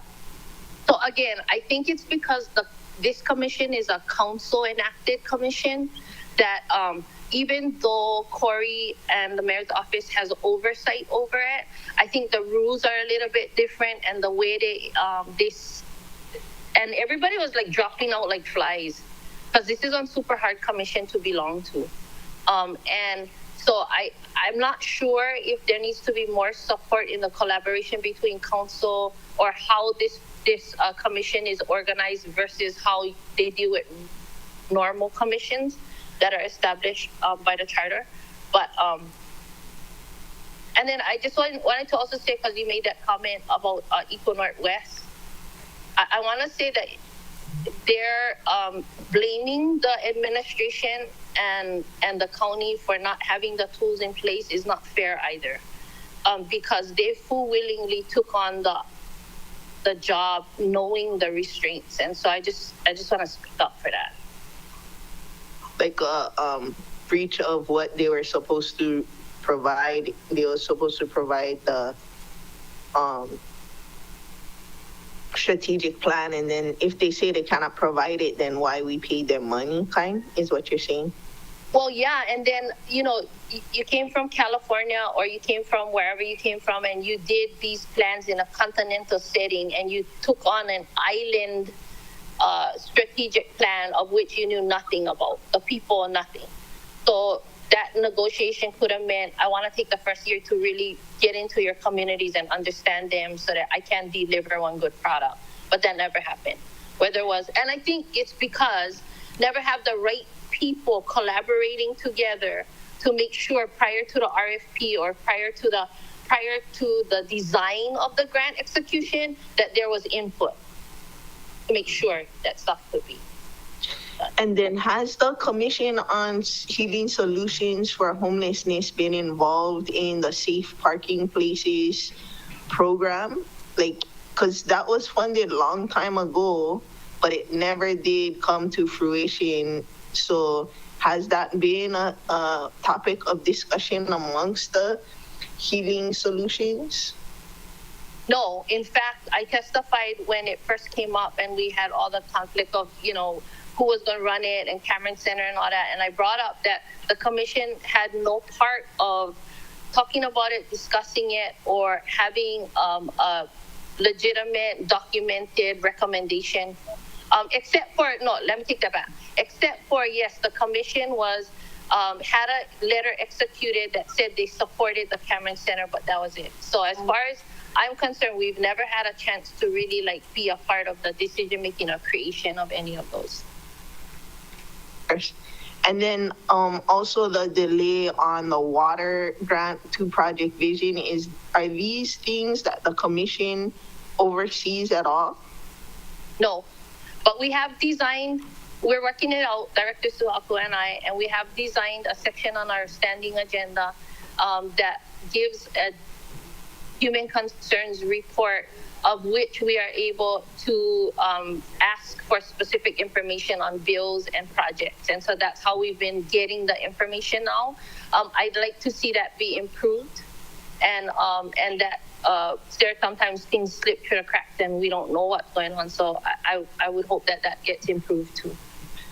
Yeah, because it feels like the funding that we put in is going into a black hole. I've heard from many people that, they haven't got the funding that was put in, and there seems to be no oversight of this department, even with half of their responsibilities lifted off their plate. It's very disappointing. And, I did hear the mayor say the parking spaces and the water program in his county of the state of the county.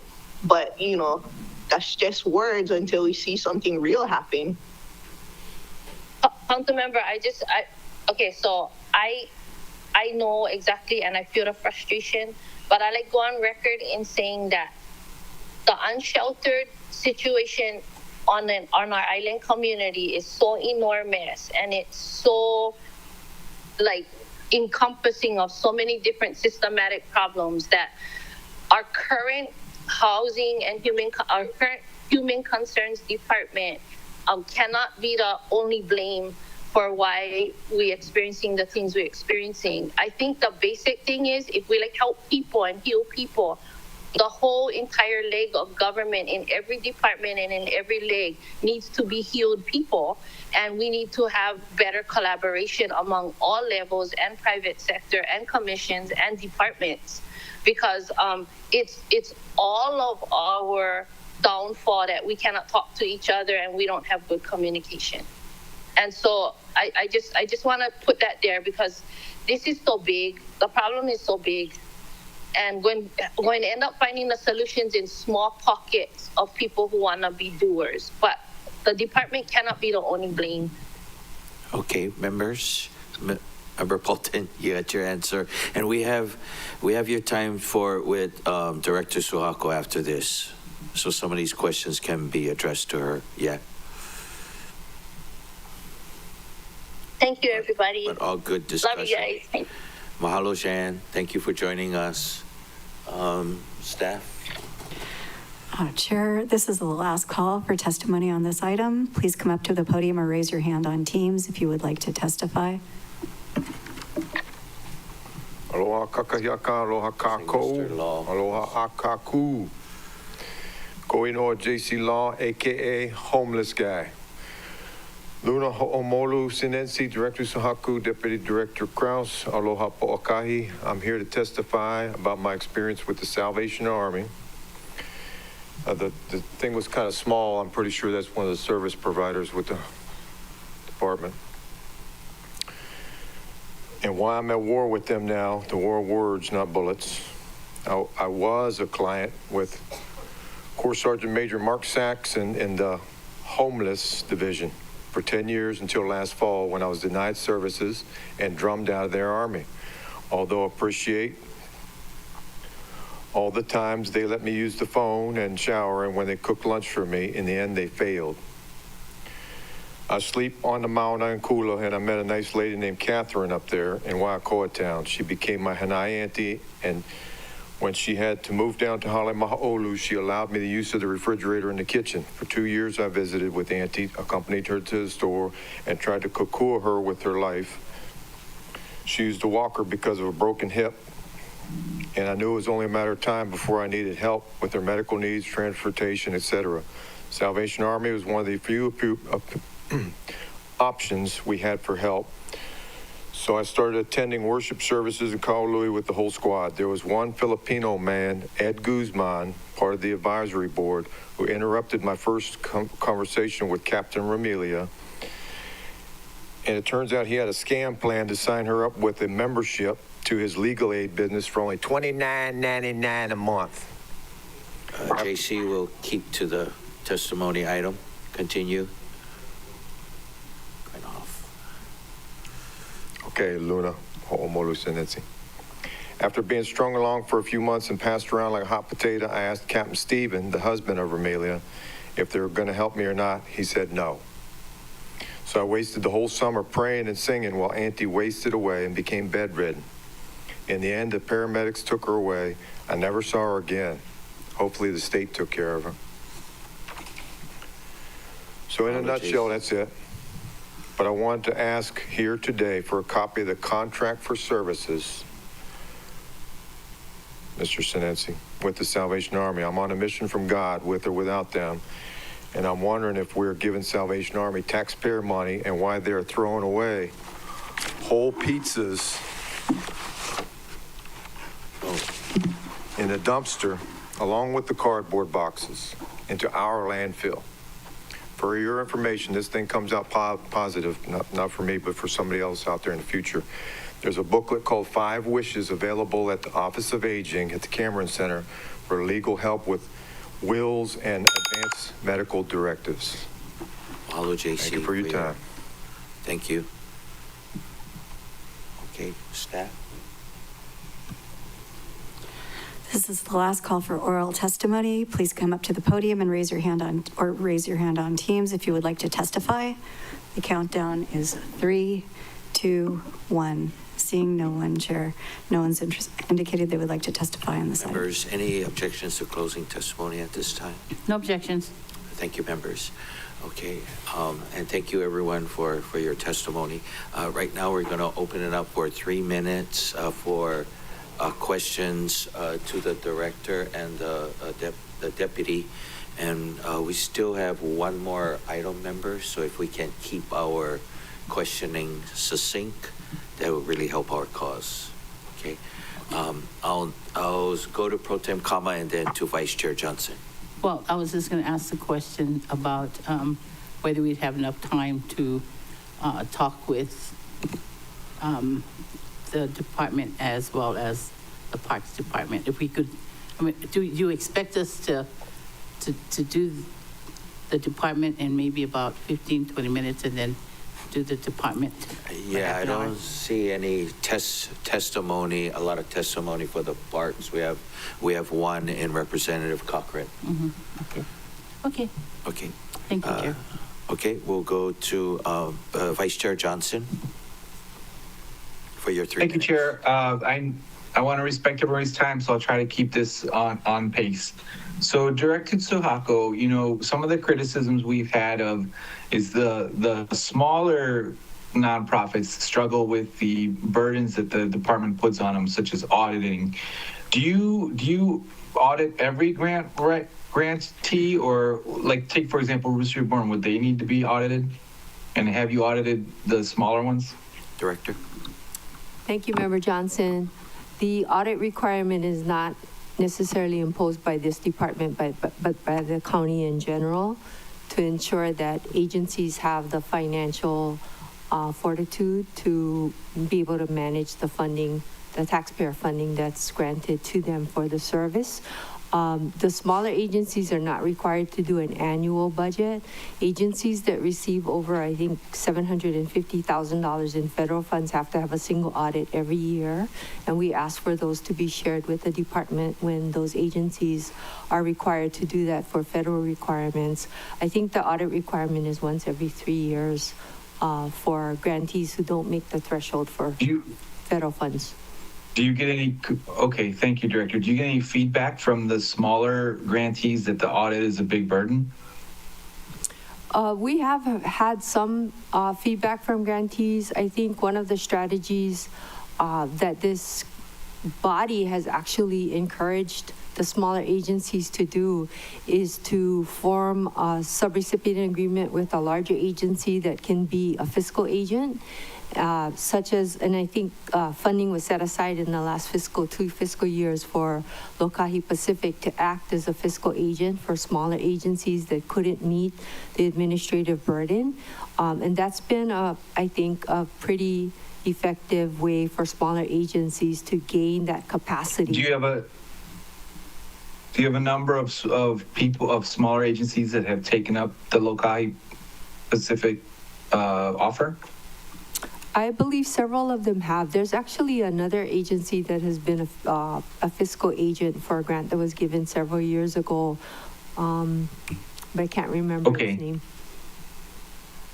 All right. I'm limited on time, so I'm going to pivot real quick in regards to the Maui Humane Society money that you folks are taking control of. The unfunded federal dislocated worker. Now, we heard from Maui Humane Society that some of their positions got cut by the feds. Does the county have any pots of money that could help rehire those folks at the Maui Humane Society? And if that's something you're interested in? Thank you, Councilmember. Dr. Lebrecq has not sought any funding from this department to maintain that staffing. I think they have undertaken a quest to get private funding to make up for the funding lost through the dislocated worker program. We have not received that request from them. Okay. Okay, thank you. My time's up. Thank you, Chair. Mahalo, Vice Chair. Next, we have Member Cook, followed by Chair Lee. Thank you, Chair. Thank you, Director. I think you said there was 49 vacancies and you filled 17, approximately. I'm curious, how many people in the department in total? The department in whole has about 150 full-time equivalent. Are some of the vacancies, are they in the departments that would be reviewing and processing grants? One of the vacancies is one in the grants management division. Is that one of the positions that is there redundancy for that grants can be reviewed in spite of the lack of that position? So does it just slow it down or does it stop it? It slows it down, Councilmember Cook. So right now we have the grants management administrator as well as one program specialist who are managing those 81 plus grants. So having that vacancy does contribute to delays in execution sometimes. But I must say that, part of the delay also has to do with the agencies who are seeking county funds. If the agency cannot articulate what the outcomes are and how those outcomes are measured, then we're not going to execute the grant. With our conversation, I grant that. I grasp that.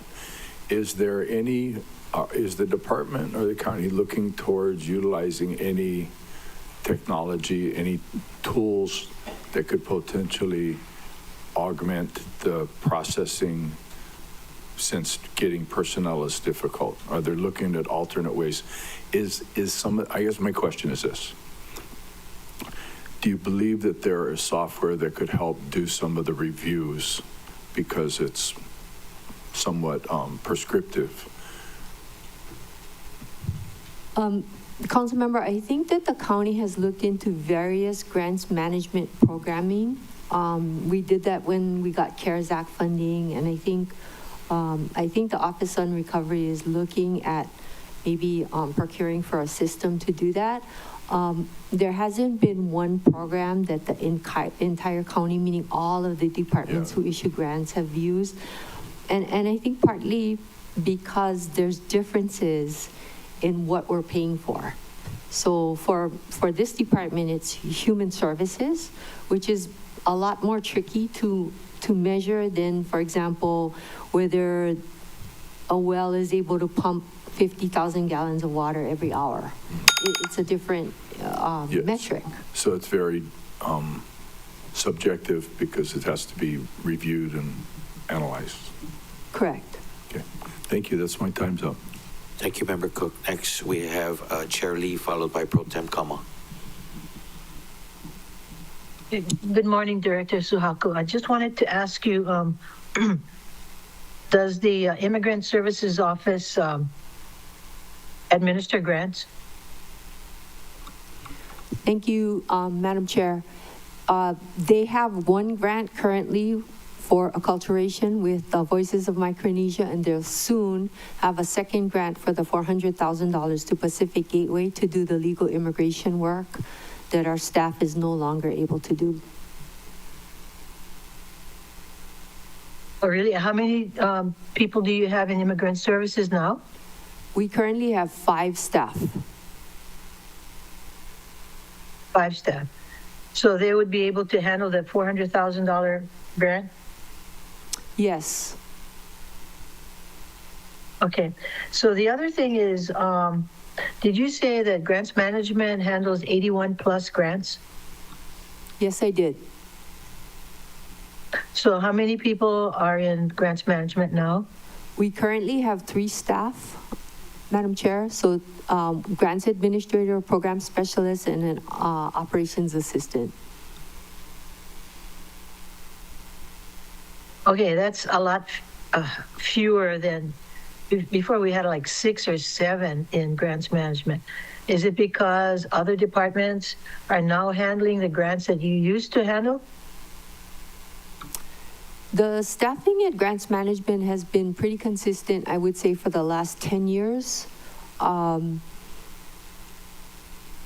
think that a lot of the other departments have developed their own grants management sort of staffing and more specialized. We continue to act as I guess, resources to those other departments when asked, but we have expertise in the area of social service grants for sure. Okay, so my last question has to do with the homeless. Everybody is very, well, I don't know, disappointed that we haven't been able to make greater strides in this area. And as we all know, it's a multi-faceted problem with multi-departments involved. So knowing that you do not have authority over other departments, who should be spearheading the grand effort to deal with the homeless problem? Is it the mayor's office or who? Thank you, Madam Chair. I think that the mayor's office has a role to play in that, in terms of and the managing director as well, to convene the departments that have input into and work in this area, especially to deal with the encampments. And so we have been having more regular convening of those meetings to try and coordinate the various efforts from different departments. Okay, thank you. My time's up. Thank you, Chair Lee. Pro Tem Kama, did you have any follow-up questions? Yes, I did. I just had one. Okay, go ahead. The last meeting we had with Member Sanensi, we were talking about a parking lot. Is there an update on the parking lot? Thank you, Member Kama, for your question. So the department recently responded to correspondence from the committee regarding the status of the parking lot project. Just really briefly, Representative Cochran discussed earlier this morning that in the past, during the Victorino administration, Cameron Center was identified as a location for that pilot project. Unfortunately, we weren't able to execute a grant agreement because we did not follow the exact procedure for procurement. So once the procurement was issued, no agency bid to actually do the service. Mayor Bisson has identified a safe parking as one of his priorities to offer service to the houseless community, and we're refining the RFP. Having had that experience in the past about needing to procure, we have drafted the RFP, and we're making refinements to that to offer that for bid.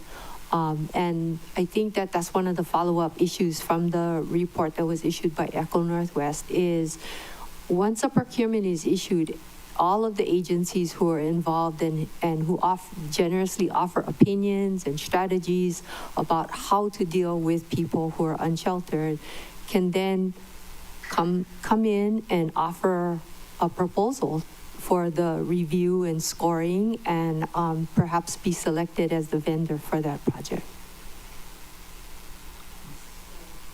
When do you anticipate the RFP going out? The RFP will be issued before the end of this month. Okay, and how long do you think that will take to turn around? Generally, there's a 30-day window for proposals to be, and we might give a little bit more time because it is a complicated program that has many facets. And so agencies might need a little bit more time to put together a comprehensive proposal. And it might, if you think about it, it might be beneficial to us as a community if different agencies were to partner together to formulate a more collaborative response to the RFP. And I think in order to encourage that, we may extend the timeline a little bit to give them time to do that work beforehand. So who decides on the site for this parking lot? The site will be offered by the proposers. Okay. So whoever's going to respond to the RFP has to come up with the land. Correct. Okay. Thank you. Good question. Thank you, Chair. Next, we have Member Polton, followed by Member Rollins Fernandez. Thank you, Chair. For my first question, are you anticipating getting the full Title III federal funds? And if any of the state funding is based on federal funds, have you been informed that you would get the full allocation? Thank you, Member Paulton. As of this date, we have not been informed that there'll be any reduction in Title III funding. Our Executive on Aging is keeping in close contact with Caroline Carirao from the state's Executive Office on Aging. And getting regular updates about any hints that our funding may be impacted down the line. Okay, second question. My office sent a transmittal about that land that was executive ordered to the county. My aide went and checked it out and was informed that a special deal had been made out with you and the condominium complex about letting them park there. Was that anything in writing? Is the county getting compensated for that? And if you can please explain. Thank you. That is not true. I didn't make any special deals with any condominiums. I do not know what you're speaking of. So the land that was executive ordered to the county, you haven't put the chain lock on that land, and you don't know who is parking on that land that was executive ordered to the county? I do not know. I did not put the chain. I did not ask anyone to put the chain on. We were working with a gentleman who was volunteering to help clear some of the weeds and stuff, but we weren't able to generate a formal agreement with him. The response to your correspondence has already been transmitted, Member Paulton. And there was also a similar response generated by this committee, and that has been responded to as well. So,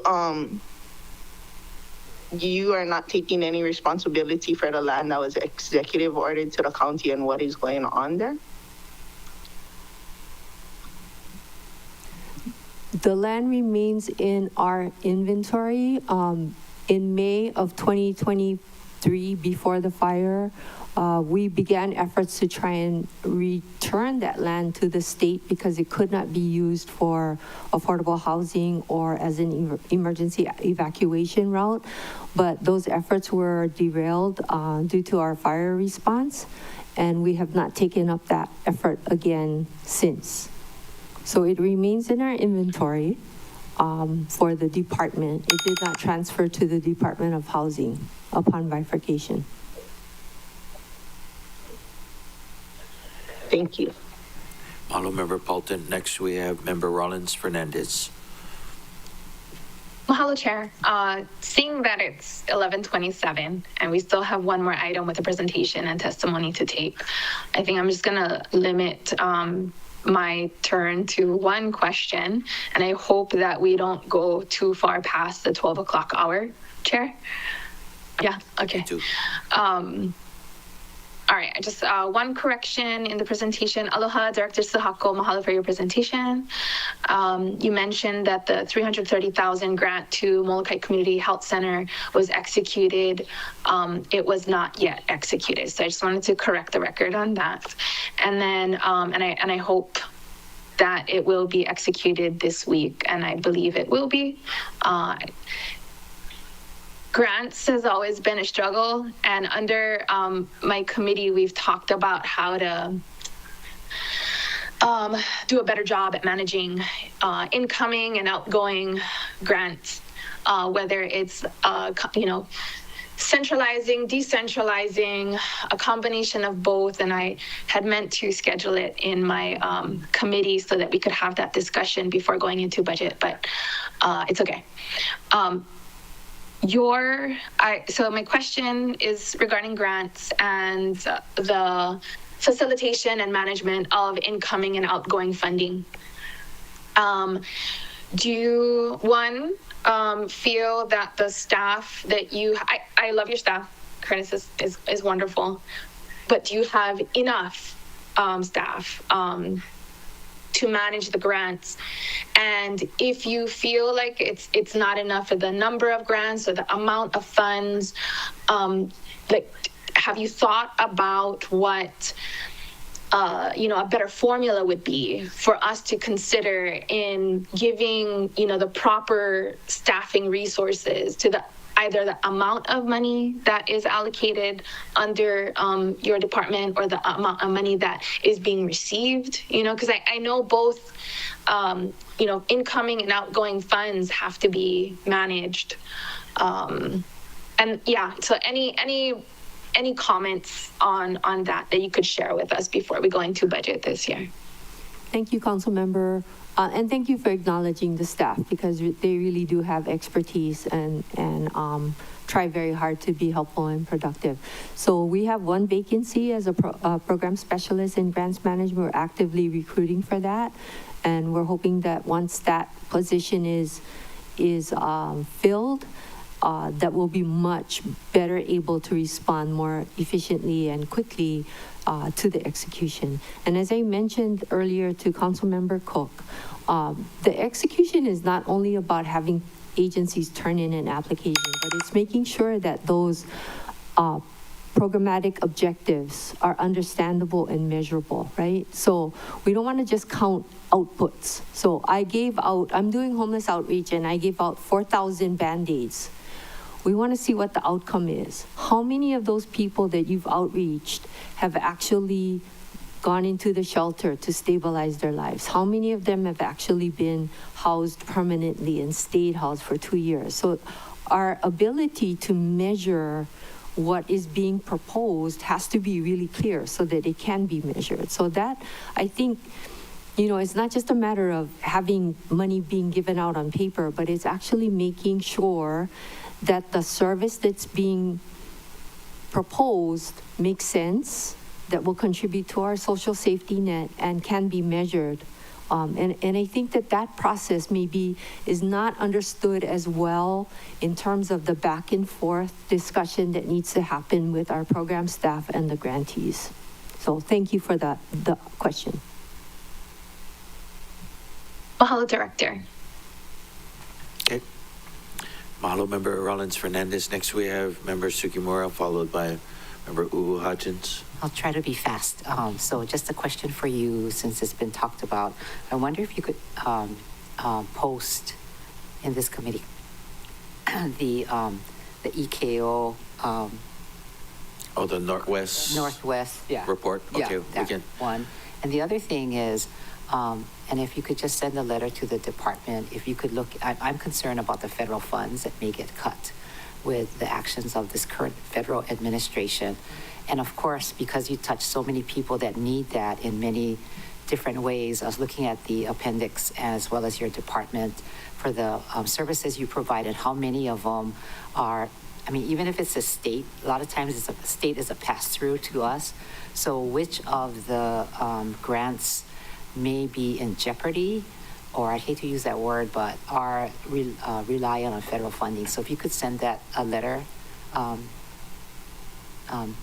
Chair Sinensi, if you could send it to the department, if we could get it in writing, because it'll be too long to go item by item. And then I gotta leave like 10 minutes, 15 minutes from now, I gotta leave. I have a 12 o'clock I gotta get to. Thanks. Thank you, Member Sugimura. Staff, you got that? Okay, Member Ubu Hodgins. Thank you, Chair. In the interest of time, I will save any questions, and if I do have any questions, I'll reach out to the department to ask about their 25 budget. Okay. Thank you. Thank you, Member Hodgins. And I just have a follow-up question from Pro Tem Kama about the RFP going out for the safe parking. Does the proposal, the RFP, the applicants also need to negotiate on behalf of the county to lease, rent, or the safe parking lot? Mr. Chair, that would be dependent on them. So I think the preference would be to have the proposers have access to land already so that they wouldn't need to acquire land for that purpose.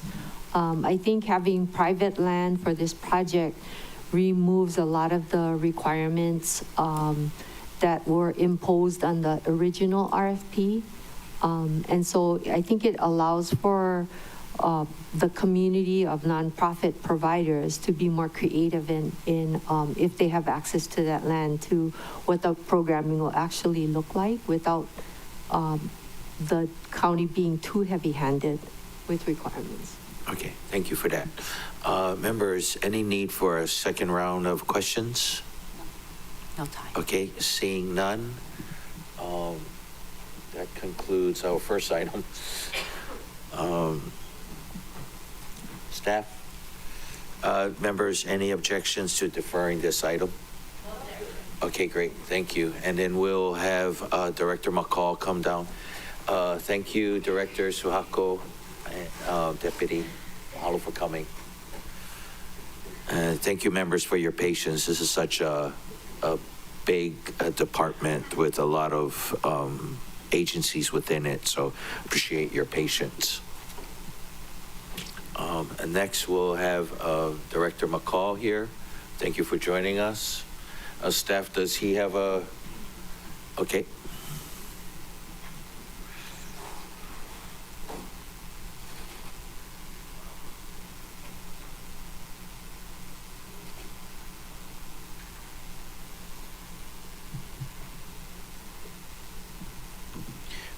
Members, our second item, the operation and budgetary review of the Department of Parks and Recreation. We have Director McCall here, and he will be providing a presentation on the department's budgetary review for fiscal year 2025 budget. So go ahead, Director McCall. Good morning, council members.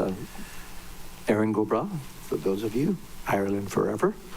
And as you know, our department's mission is to provide a safe and satisfying, cost-effective recreational opportunities for residents and visitors. And I'll give you a brief recap of where we are in the operational budget for the department at this time. And I will make a strong attempt in consideration of time to make sure that this is a PowerPoint and not a power read. Go ahead, next slide, please.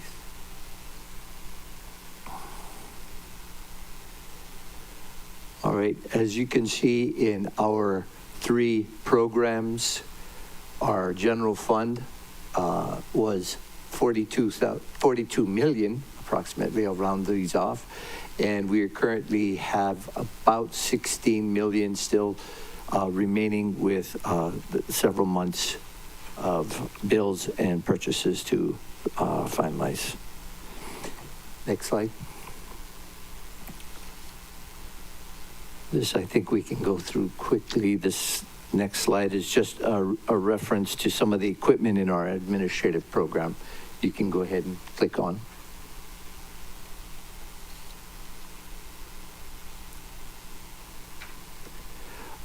A difficult section within our administrative program is our permits and enforcement area. We continue to experience vacancy issues as listed in several of the opponents.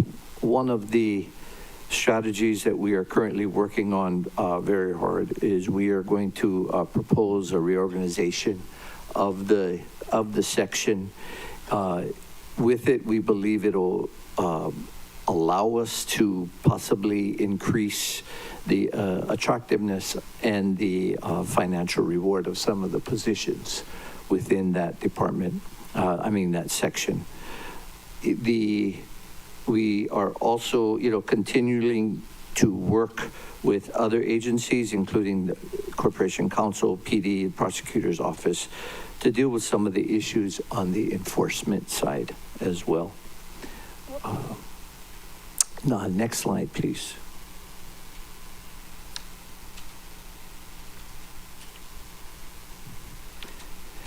In our parks program, in our maintenance division, to address the issue of the expansion positions, both positions, one will be filled as the painter, 2 will be as of April 1st.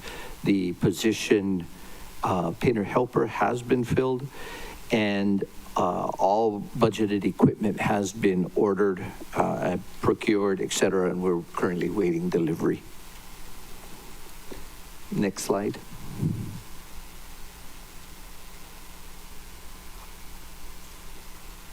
Okay, the maintenance division's major projects this year, I will just highlight the areas at Cove Park in South Maui.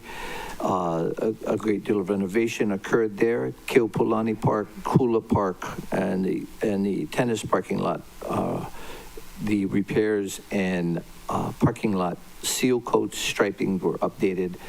Waiale Park backstop and fencing. Paia Community Center received new chain link fencing, post and rail.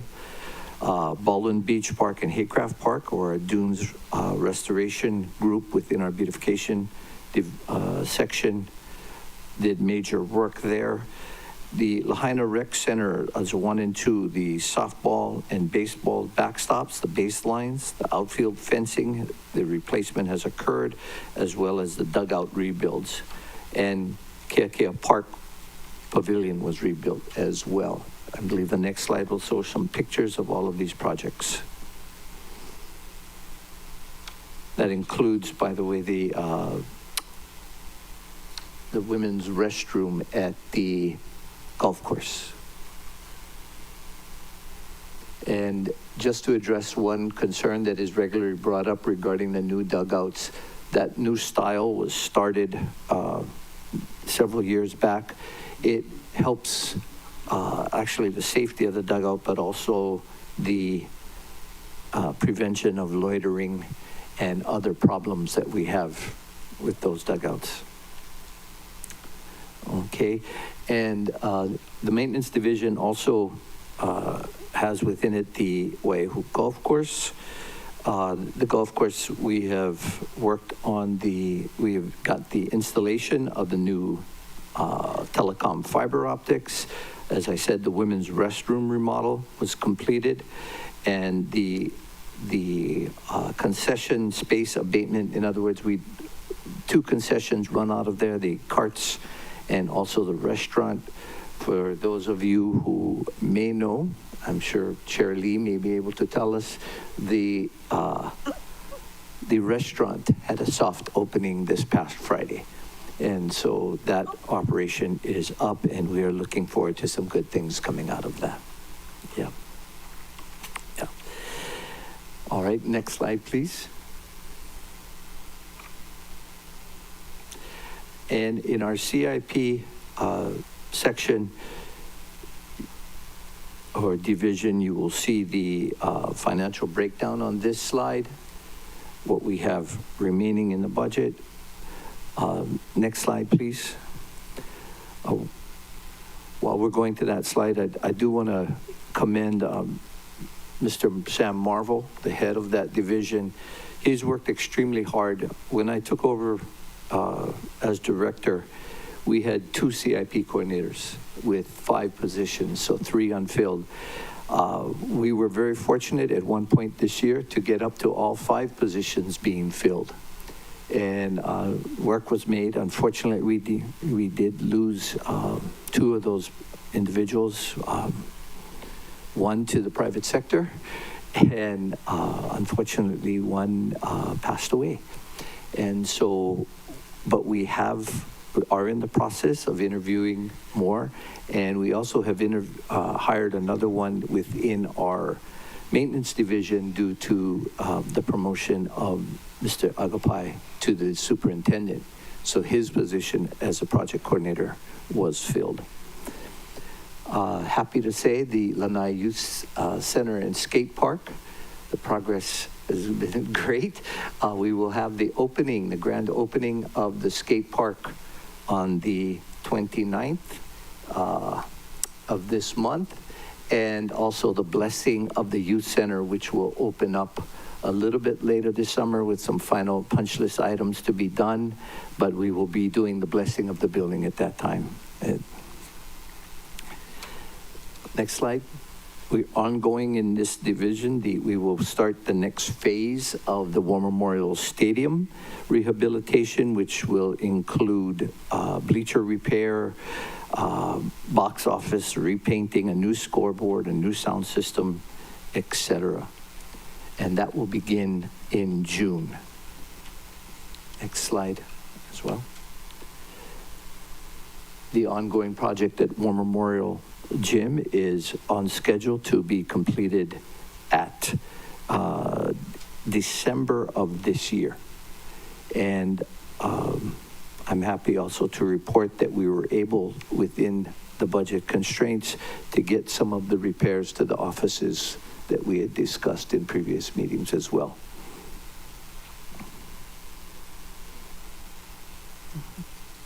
Okay. And the next slide, the Lahaina Civic Center, that project, the air conditioning replacement and wood floors, the floors are in already. The project is actually a little bit ahead of schedule, but I don't want to jinx it, knock on wood. And we are scheduled to finish with the AC system by September. Okay, next slide.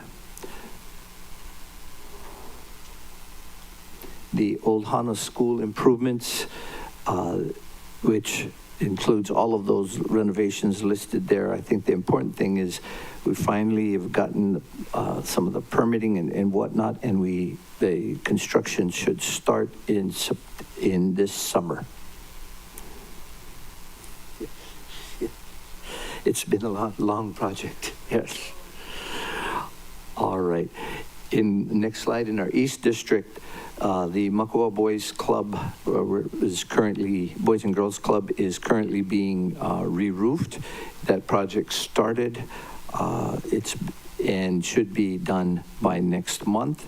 The Paia Community Center rehab program, of that facility, including some of the kitchen work and more interior renovation, is in the design and permitting. We expect the construction in 27.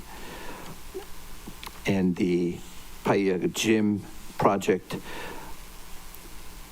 as I've stated in the past, we are looking to build a new building with as a Category 3 rated hurricane shelter, on-site emergency generator, etc. And this is currently in design and community engagement, and the construction would be expected to start in 2029. On the west side, next slide, please.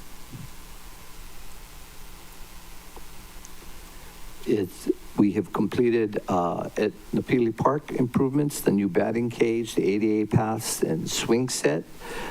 We also have the Lahaina Rec Center improvements that are currently in engagement and in design with the community. The bid for that is expected to go out in July, with building to start in the fall. And that's for the new covered playground. And also Kilauea Mauka would be under the same timeline for new playground. We're currently working with a private entity that may assist us with that as well. Next slide. On South District, South Maui Community Park Phase 2, the bid for this is expected to go out in July of 26, with an opening of the facility and the buildings out in 27. This would include new fields, pickleball courts, and walking paths. The Keawe Kapu parking lot is, the bid will go out I'm sorry, I'm looking at the wrong list. Okay, bid will go out in later this year, and we expect the lot to open in 26.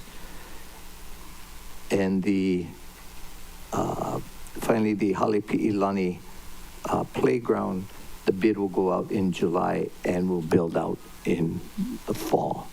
The community center was completed this year with the new AC system, etc., installed.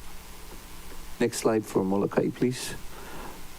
Ono'ali'i Park improvements, the new shade structure, the construction is expected to start in 26. And the playground improvements at Pu'uha'ole is currently in design with community engagement and should start in 27. And on Lanai, we have the 5th Street Courts improvements, which are currently, the project started, and we expect it to be done in August. And the dog park on Fraser Avenue has also started, and we expect that to end in August as well. Okay, next slide, please. The department has a master plan for the Wai'ehu Municipal Golf Course Clubhouse that has been in effect. The plan is nearly complete.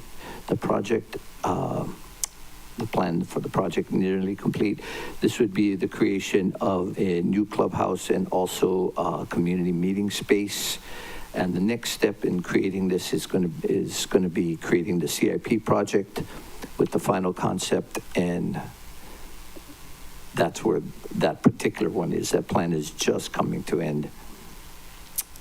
Finally, the next, please, the park's vulnerability analysis is, again, this slide will basically show what we are addressing.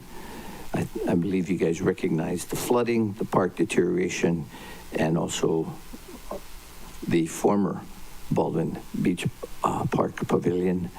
And the study, more information on that is there, and with the plans to address it. the Hamakua Loa Open Space, the cultural assessment. Currently, Aina Archaeology is on site, finalizing the field work. When that is done, the implementation of that plan will be, we currently plan anyway to have that to go with the Malama Hamakua group. They have been an outstanding partner in the management. Currently, they are operating under an ROE. We hope to get them a long-term lease when this study is complete. All right, next slide, please. Our next division, of course, our Recreation and Support Services Program. This page just is a large scale of all of the different sections that comes under this, from the daily operations to some of the community work, our pools, and our PALS programs, etc. If we can go to the next slide, please. The expansion positions within this division have been filled, and all equipment except one has been ordered, and that is only currently being delayed by a compliance issue with the vendor, and that will be worked out shortly, we hope. All right, our next slide. These are the recreational programs that we currently run through this division. I am very happy to note, thanks to a lot of support from the council and the health of our community, I guess, post-COVID, the growth of the PALS program continues, and you can see the number of sites and the number of children served this past summer and this past winter.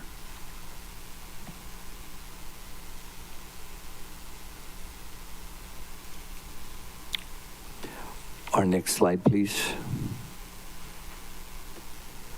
The maintenance and projects within the rec division that their staff handles, is day-to-day basically preparation and maintenance of those facilities for our various events.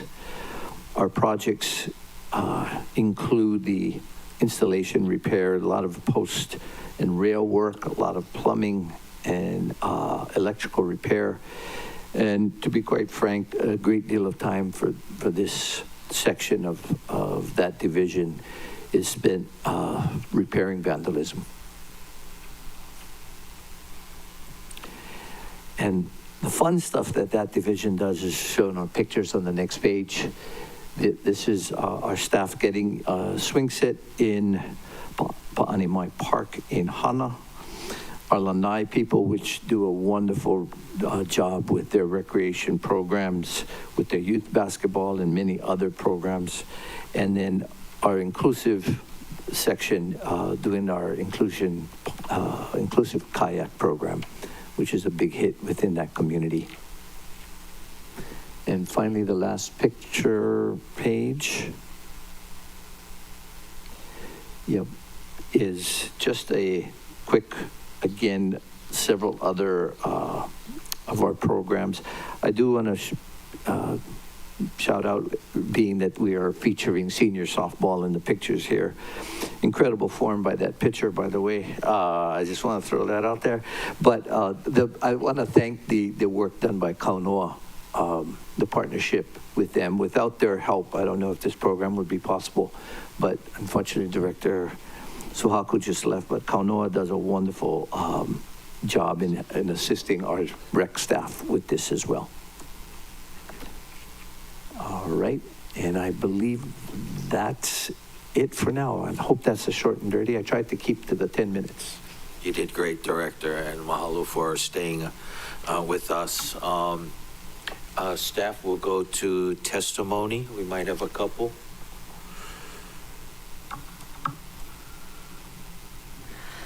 Chair, the only person currently signed up for this item was Representative Ellie Cochran, but we don't see her online anymore. Would you like us to do the last call? Yes. This is last call for oral testimony. Please come up to the podium or raise your hand on Teams if you would like to testify. The countdown is 3, 2, 1. Seeing none, Chair. Members, any objections to closing public testimony for this item? Thank you, members. No objections. Okay, and we'll just go with a raise of hands for any questions for Director McCall. Oh, we have one from Pro Tem Kama, followed by Vice Chair Johnson. Thank you. So, Mr. McCall, I remember having a discussion, and maybe I may have added to the discussion in my mind, but I thought that the War Memorial gym was going to be a Hurricane 5 status. I'm not aware of that. I believe it's a Hurricane 3, I thought. And I can double check that Okay. for you and get back to your office on that. Yeah. Okay, thank you. Thank you, Chair. That's it. Okay, thank you. Vice Chair Johnson, followed by Member Bolton. Thank you, Chair. Would you like me just to read my questions and have them responded in writing to save time? But I can give out the questions right now if you'd like, Chair. Go ahead. Okay, first off, I want to thank the Parks and Rec and Director McCall for all the things you do on Lanai. The community is abuzz, and you guys are doing great work. I really appreciate all that stuff. The skate park, the dog park, the list goes on and on. You said I can't say enough how happy we are with what the folks at the Parks and Rec are doing. Now, that being said, would you consider, because we are growing, making Lanai its own district so we could actually fund some of these guys in bigger paying positions and just, like they're doing as much work as the Molokai programs are doing, and we're even smaller than they are. So just wondering if the director would consider making, making us a division within the parks. Also, I'm curious about PALS, summer PALS on Lanai. I would really hope we could get it up and running. Maybe an update on summer PALS. Let's see, okay, so those were my main questions. And just let everybody know, March 29th is the skate park opening event. So just throwing that out there. Thank you, Chair. Okay, Mahalo, Vice Chair. Director, did you want to comment or send him a... We'll go ahead and respond in writing if that make this a little quicker for you. Okay. Thank you, Director. Thank you, Chair. Thanks, Vice Chair. Member Bolton.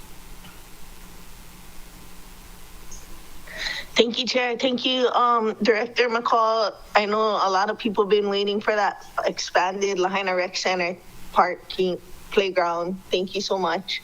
I was wondering about the Category 3 shelter. When Hurricane Olivia I think that was scheduled to hit us as a Category 5. I just was wondering, is it possible, like if we don't have any Category 5 shelters, is it possible for people to shelter in a Category 3 shelter as like the next best option? Thank you for the question, Councilmember. I don't have an official Mima Haima type answer, but my answer would be that would definitely be safer in the Category 3 than anywhere else in the community. So yes, we would open to those as well. Thank you. And then the other question I had was, in light of the fires and everything, and the department's use of wood shake roofs, I come from Hilo and we use like those tin ones. Now there's the industrial where it's farther apart the ridges. Has the department considered like switching over away from the wood shake roofs for safety and longer term maintenance? I just was at the Kahului Community Center and I noticed all 3 of the corners were puka, and it's using that wood shake roof. And if there's any CIP projects scheduled for the Kahului Community Center. That is currently being evaluated. I'm sorry, thank you for the question, but the Kahului Community Center is currently being evaluated to go ahead and get the roof redone. And the in question to the wood shake roofs, as far as switching existing roofs, when time comes to replace, that is definitely a consideration in them, but we are, each project is being evaluated individually for those. Okay, thank you. And then last question would be for the, I went to the community outreach for the Lahaina Rec Center, and it seemed, I just wanted to clarify from your presentation, the old layout of the Lahaina Rec Center Park is what's going to be put at Kilauea Mauka, and the Lahaina Rec Center one is going to be kind of more incorporating of the feedback at the community outreach. Thank you again. I have not seen the final decision that came out of the meeting as far as the design, but that was the purpose of that, is to incorporate the community input in the final design. And I know the CIP division was considering all of that and going in and making their final choices. And the old park that was at Rec Center is the design for the Kilauea Mauka one? I believe they're using similar type things, yes. I don't know if it's the exact same one, but it's what they're working on is doing both at the same time. Yeah. Both with shade cover? I believe so, yes. Thank you. Thank you, Chair. Hello, Member Paulton. Are there any other questions from our members online? You guys are good. Thank you. In the chambers, we're all okay. Okay, members. And again, mahalo to Director McCall for joining us this morning and sharing his budgetary review. With that, members, any objections to deferring the second item? No objections. Thank you. No objections. With that, again, mahalo to everyone for their participation. We do have an afternoon meeting here in the chambers with Member Cook under the Y Committee. And staff, is there anything else we should, before we adjourn? There's nothing else outstanding, Chair. Okay. And Chair, the appropriate Gaelic response to Aaron Gobra, just for you, is it's Slancha, which would be God with you. So Slancha, or good health. Good health actually would be Slancha. What a good ending. Slancha, and a happy St. Patty's Day, everybody. With that, the WASSP committee meeting of Monday, March 17th is now adjourned. It's 12:04. Thank you, members.